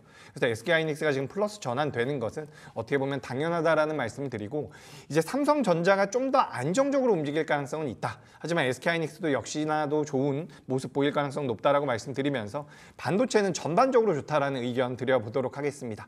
다만 이 HBM과 관련되어 있는 종목군들보다 최근 들어서 이제 소재 관련되어 있는 종목이라든지 그동안 못 갔었던 레거시 쪽과 관련되어 있는 종목들이 조금씩은 변동성이 나아지고 있는 것 같아요. 지금 화면 보시면 테스 같은 경우도 이제 낸드 플래시 쪽에 관련되어 있는 기업이고요.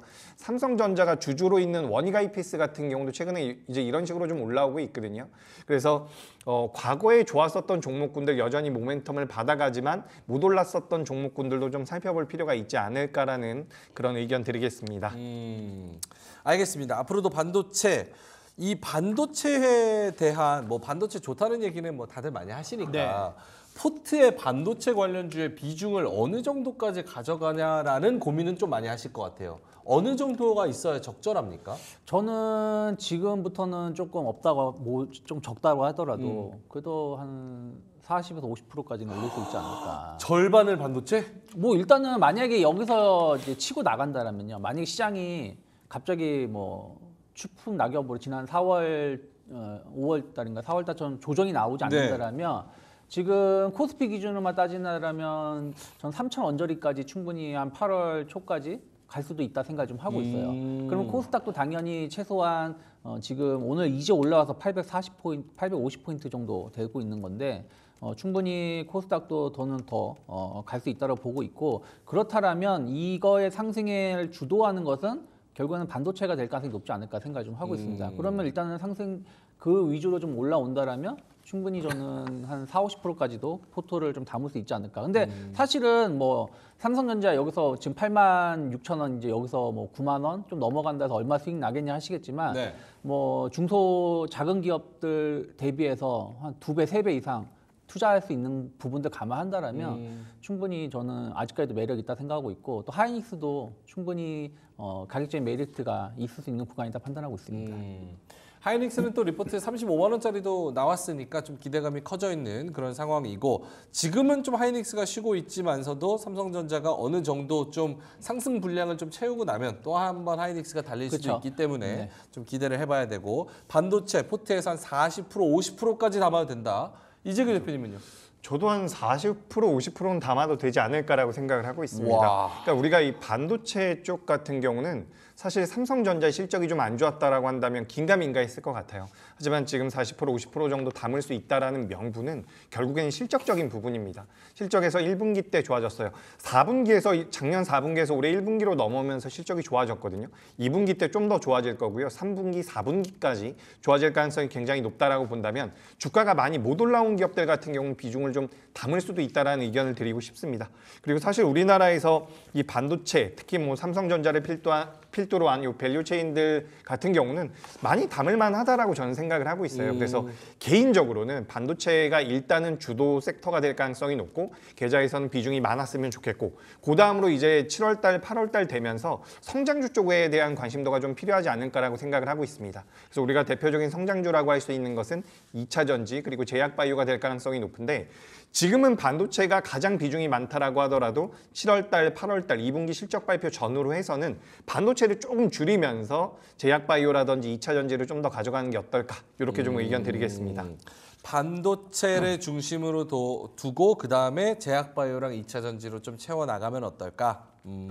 하반기에도 그러니까 하반기 너무 멀고 3분기에도 네. 반도체가 주도하고 나머지 섹터들 조금씩 따라와주는 이런 현상이 나타날 거라고 보는 거죠. 어떻게 보면은 이제 지난 이제 한 5월, 6월 달 흐름을 본다라면 사실은 주도 섹터는 자동차, 그러니까 6월 달 자동차 말고는 그렇게 주도하는 섹터 별로, 그리고 하이닉스라든지 이런 거 말고는 별로 없었어요. 반도체도 많이 못 갔거든요.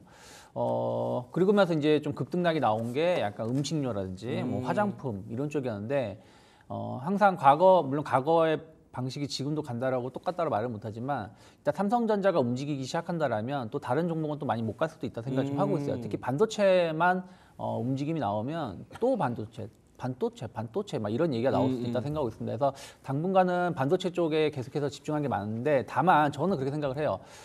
그동안 반도체가 아예 못 간 건 아닙니다. 뭐 CXL이 됐든 유리기판이 됐든 이런 쪽에 대해서 움직임이 많이 나왔었는데 이런 쪽보다는 이제부터 실적에 기반한 기업들을 조금 더 중소형주 중에서 보신다면 모아가는 게 맞다 생각을 좀 하고 있고요. 그리고 자동차나 생각했었던 것보다 7월 달에 아주 많이 오를 가능성은 좀 전 제한적인 생각을 좀 하고 있어요. 그러면 의외로 금융주라든지 지주사 쪽이 조금 더 힘을 낼 수 있다 생각을 좀 하고 있고요.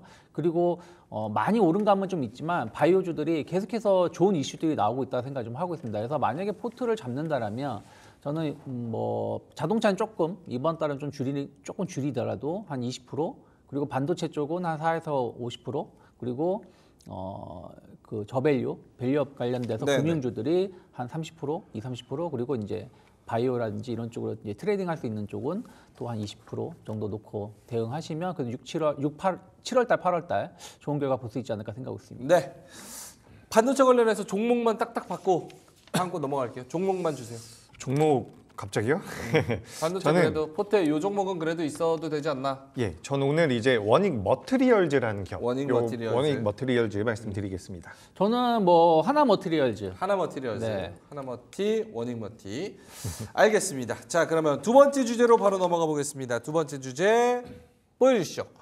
역시나 요것도 빼놓을 수가 없어요. 저희가 다루는 비중이 더 많이 잦아졌고 또 커졌습니다.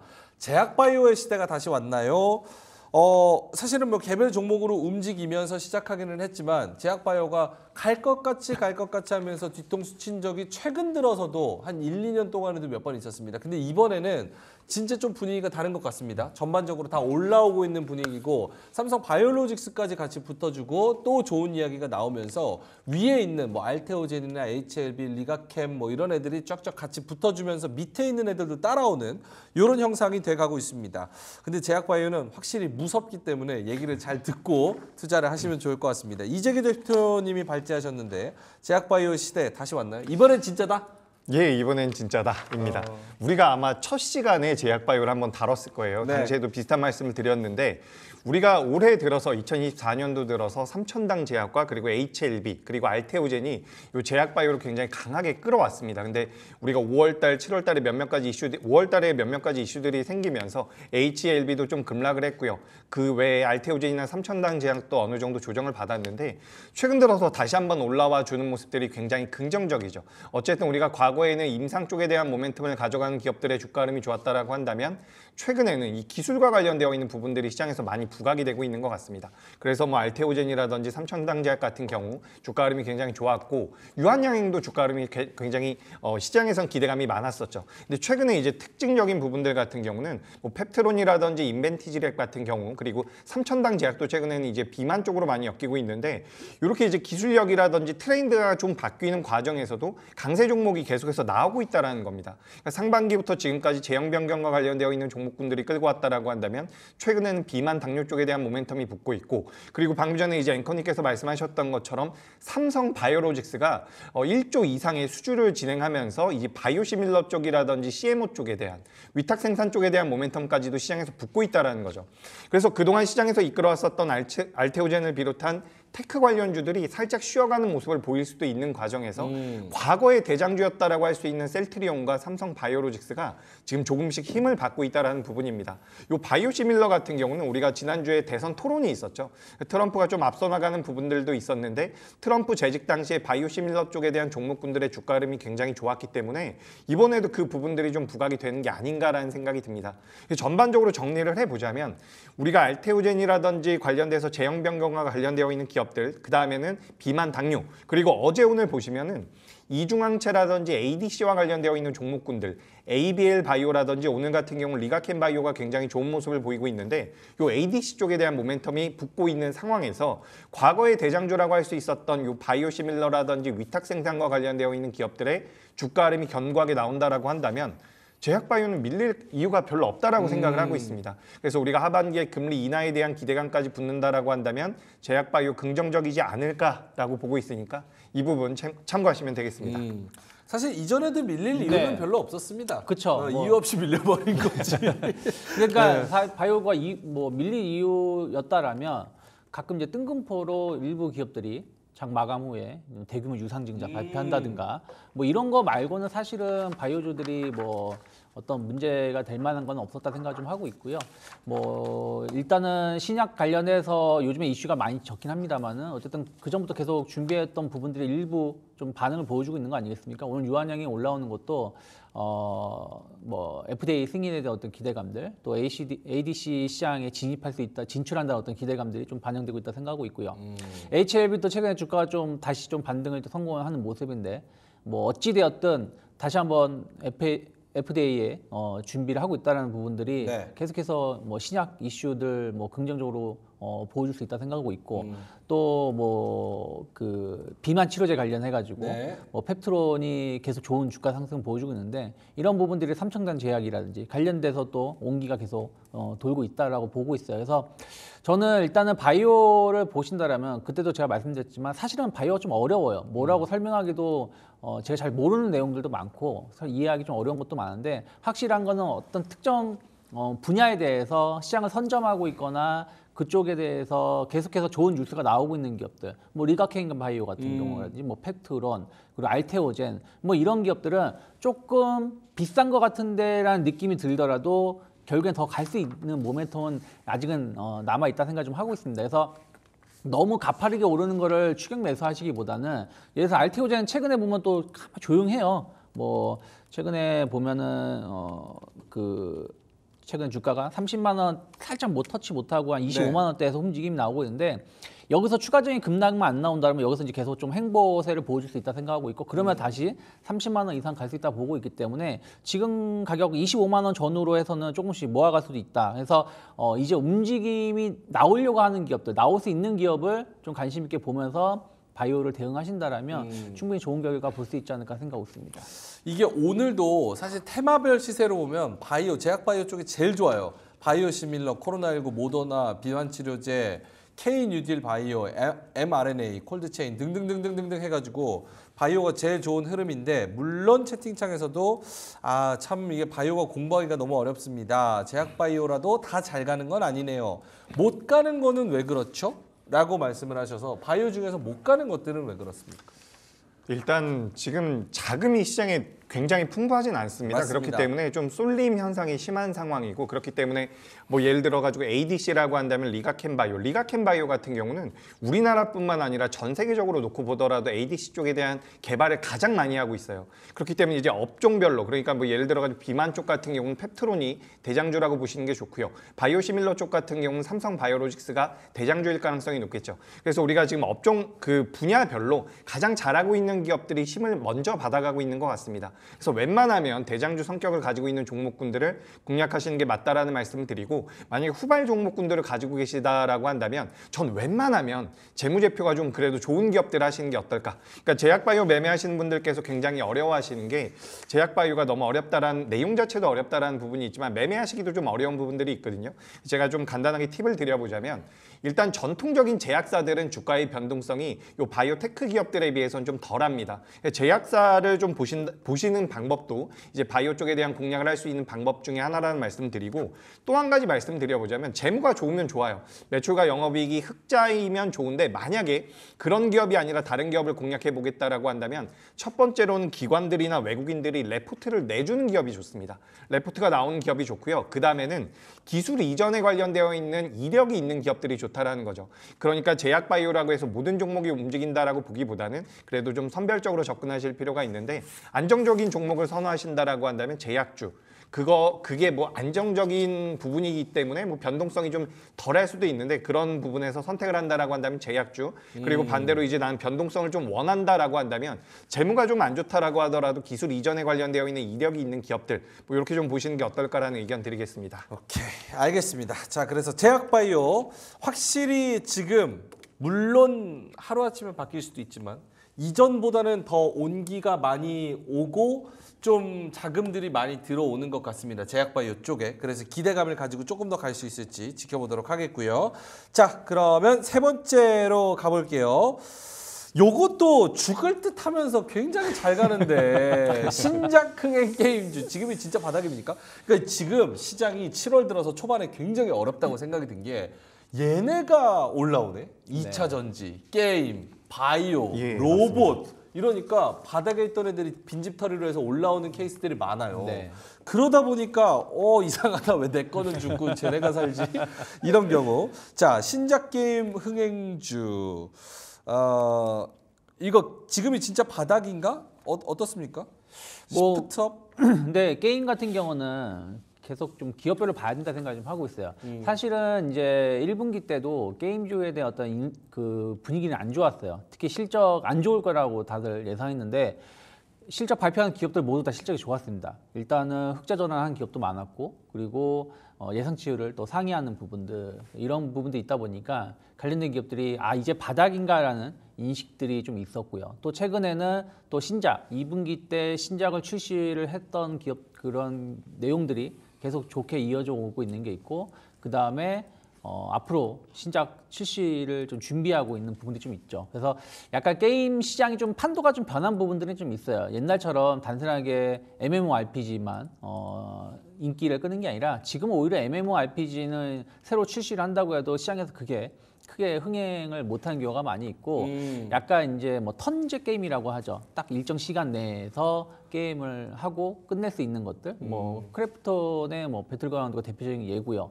또 그게 아니라고 하더라도 뭐 이래서 뭐 그 쿠키런 같은 경우도 마찬가지죠. 그래서 쿠키런. 네, 그런 식으로 게임이 좀 시장이 좀 변하고 있기 때문에 여기에 좀 적응하고 있는 기업들이 충분히 또 주목을 받을 수 있고 또 하나는 콘솔 게임입니다. 지금 전 세계적으로 콘솔 게임이 계속 시장이 커지고 있는데 우리나라는 콘솔 게임 관련해서 아직은 크게 뭐 우리나라는 콘솔 게임 거의 안 하잖아요. 없죠. 거의 뭐 전무하다고 볼 수 있겠죠. 그래서 이 부분에 대해서 좀 준비를 하고 있거나 좀 얘기가 나와야 되는데 아직 이 부분은 우리나라는 좀 밀려 있기 때문에 일단은 좀 흐름이 좀 변하는 부분들에 적응하고 있는 기업들을 좀 보시면 좋겠고 또 실적이 계속 좋게 나오는 기업들에 대해서는 꾸준하게 관심을 가져볼 필요가 있지 않을까 판단하고 있습니다. 알겠습니다. 계속 그럼 더 간다 쪽?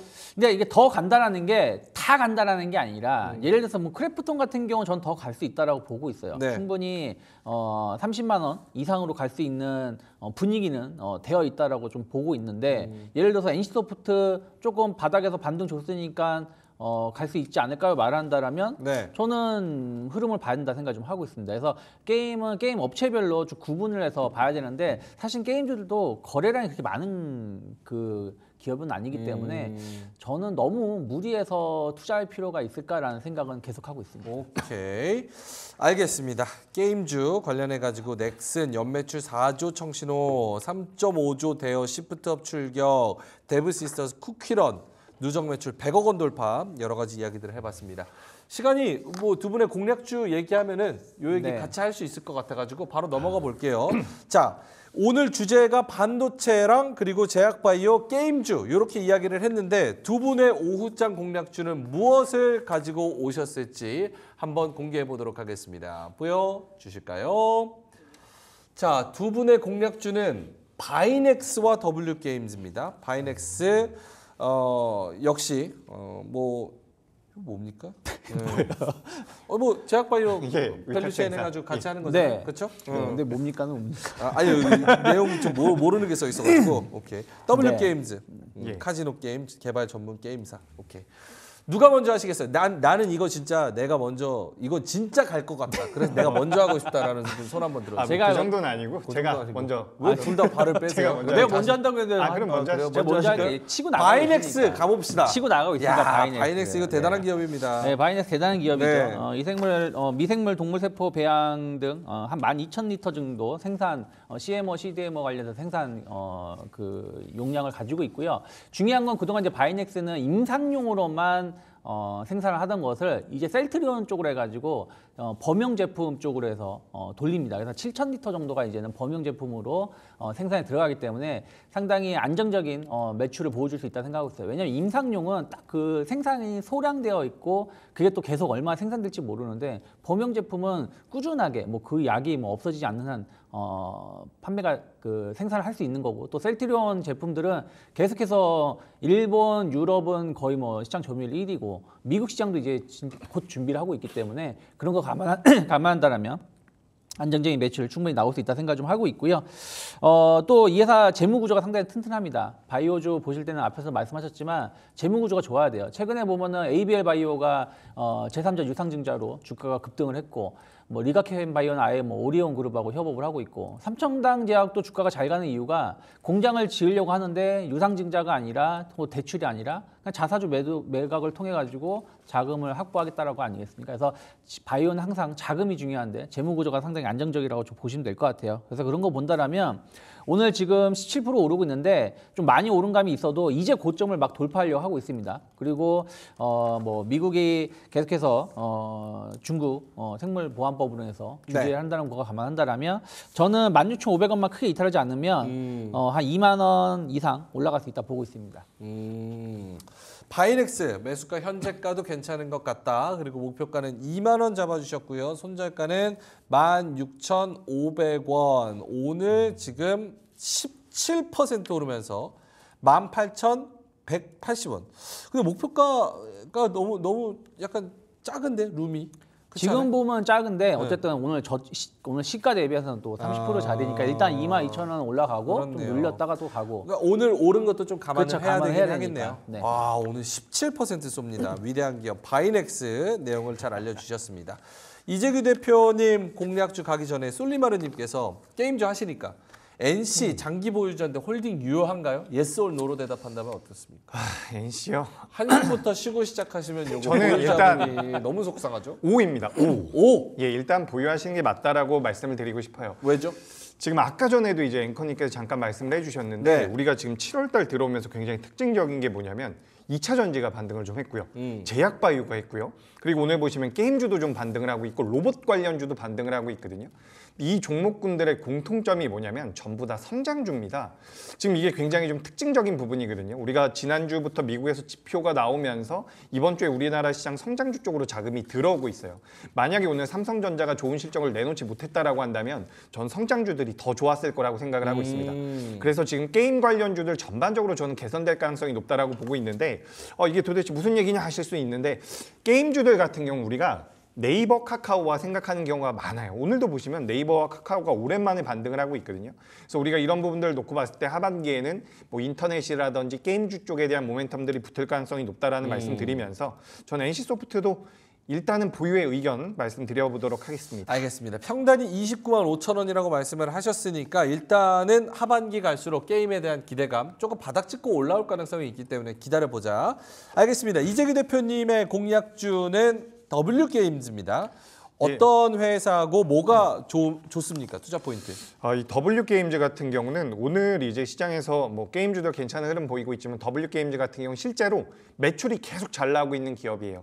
근데 이 기업 같은 경우는 소셜 카지노라 그래가지고 북미 쪽에서 매출이 많이 나옵니다. 그래서 과거와 똑같이 매출이 나온다라고 하더라도 이 환차익에 대한 모멘텀을 받아갈 수가 있다는 부분이 굉장히 긍정적이라는 말씀을 드리고 작년에 이 슈퍼네이션이라는 게임 회사를 인수를 했는데 요 회사 같은 경우도 아이게이밍이라 그래가지고 온라인 카지노 쪽에 대한 모멘텀들을 가져갈 수 있는 기업이라는 거죠.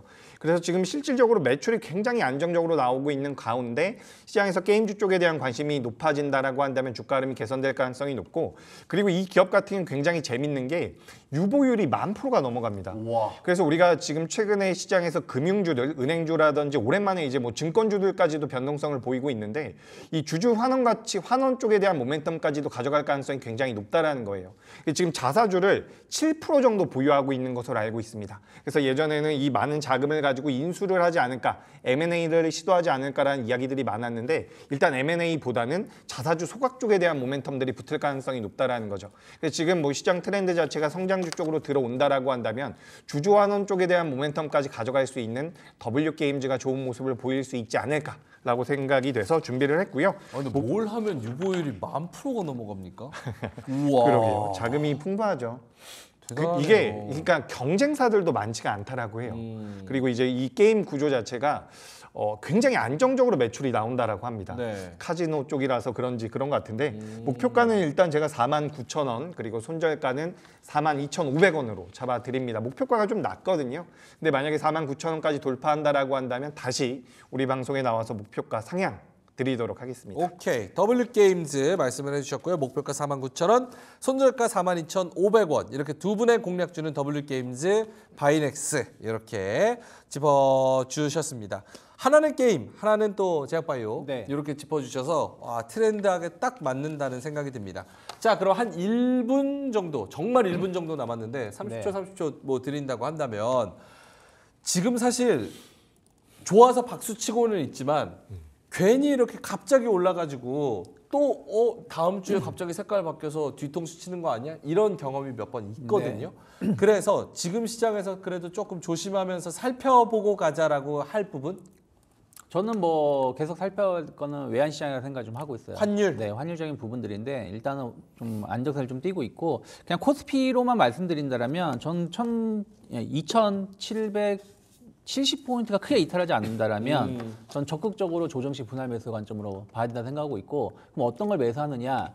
저는 아까 뭐 NC부터 잠깐 뭐 말씀하셨지만 반등을 기대하는 종목은 매수하면 안 된다 생각했어요. 반등을 기대하는 종목 매수하면 안 되고 네. 불타서 가고 있는 종목 그렇죠. 불타기를 해야 된다. 상승을 준비하고 있거나 상승을 기대할 수 있는 거. 아까 W게임즈 같은 경우도 이제는 고점 돌파에 대한 어떤 기대감들이 있는 거 아니겠습니까? 그러니까 그런 종목을 우리가 공략을 해야지 시장에 갈 때 수익을 나는 거지. 알겠습니다. 단순한 반등은 공략하지 말자 말씀드리고 싶습니다. 바닥에 누워 있는 애들은 보지 말자. 네. 알겠습니다. 이재기 대표님 좀 조심해야 될 부분. 네, 저는 일단 1, 2분기 때 좋았었던 섹터들이 있습니다. 식음료나 화장품 같은 기업들이 있겠죠. 근데 우리가 우리나라 증시의 역사를 봤을 때 1, 2분기 때 강세를 보였었던 업종들이 3분기 때는 주춤했던 경우가 좀 있습니다. 제가 앞서서도 말씀드렸다시피 7월 달 들어오면서 성장주 쪽이 좀 강하다라는 말씀을 드리는데 1, 2분기 때 강했던 종목이 조정을 받을 때 전 너무 공격적으로 매매하는 것은 좀 자제하시는 게 어떨까. 오히려 성장주 쪽이 메리트가 있다라는 말씀 드리겠습니다. 알겠습니다. 하반기와 상반기는 색깔이 다르다 이렇게 말씀을 해주셨습니다. 자, 그럼 두 분과 함께 저는 여기서 인사를 드리겠습니다. 이창희 대표님, 이재규 대표님이었고요. 저는 다음 주 월요일 날 더 좋은 정보 들고 찾아뵙겠습니다. 함께해 주셔서 대단히 고맙습니다.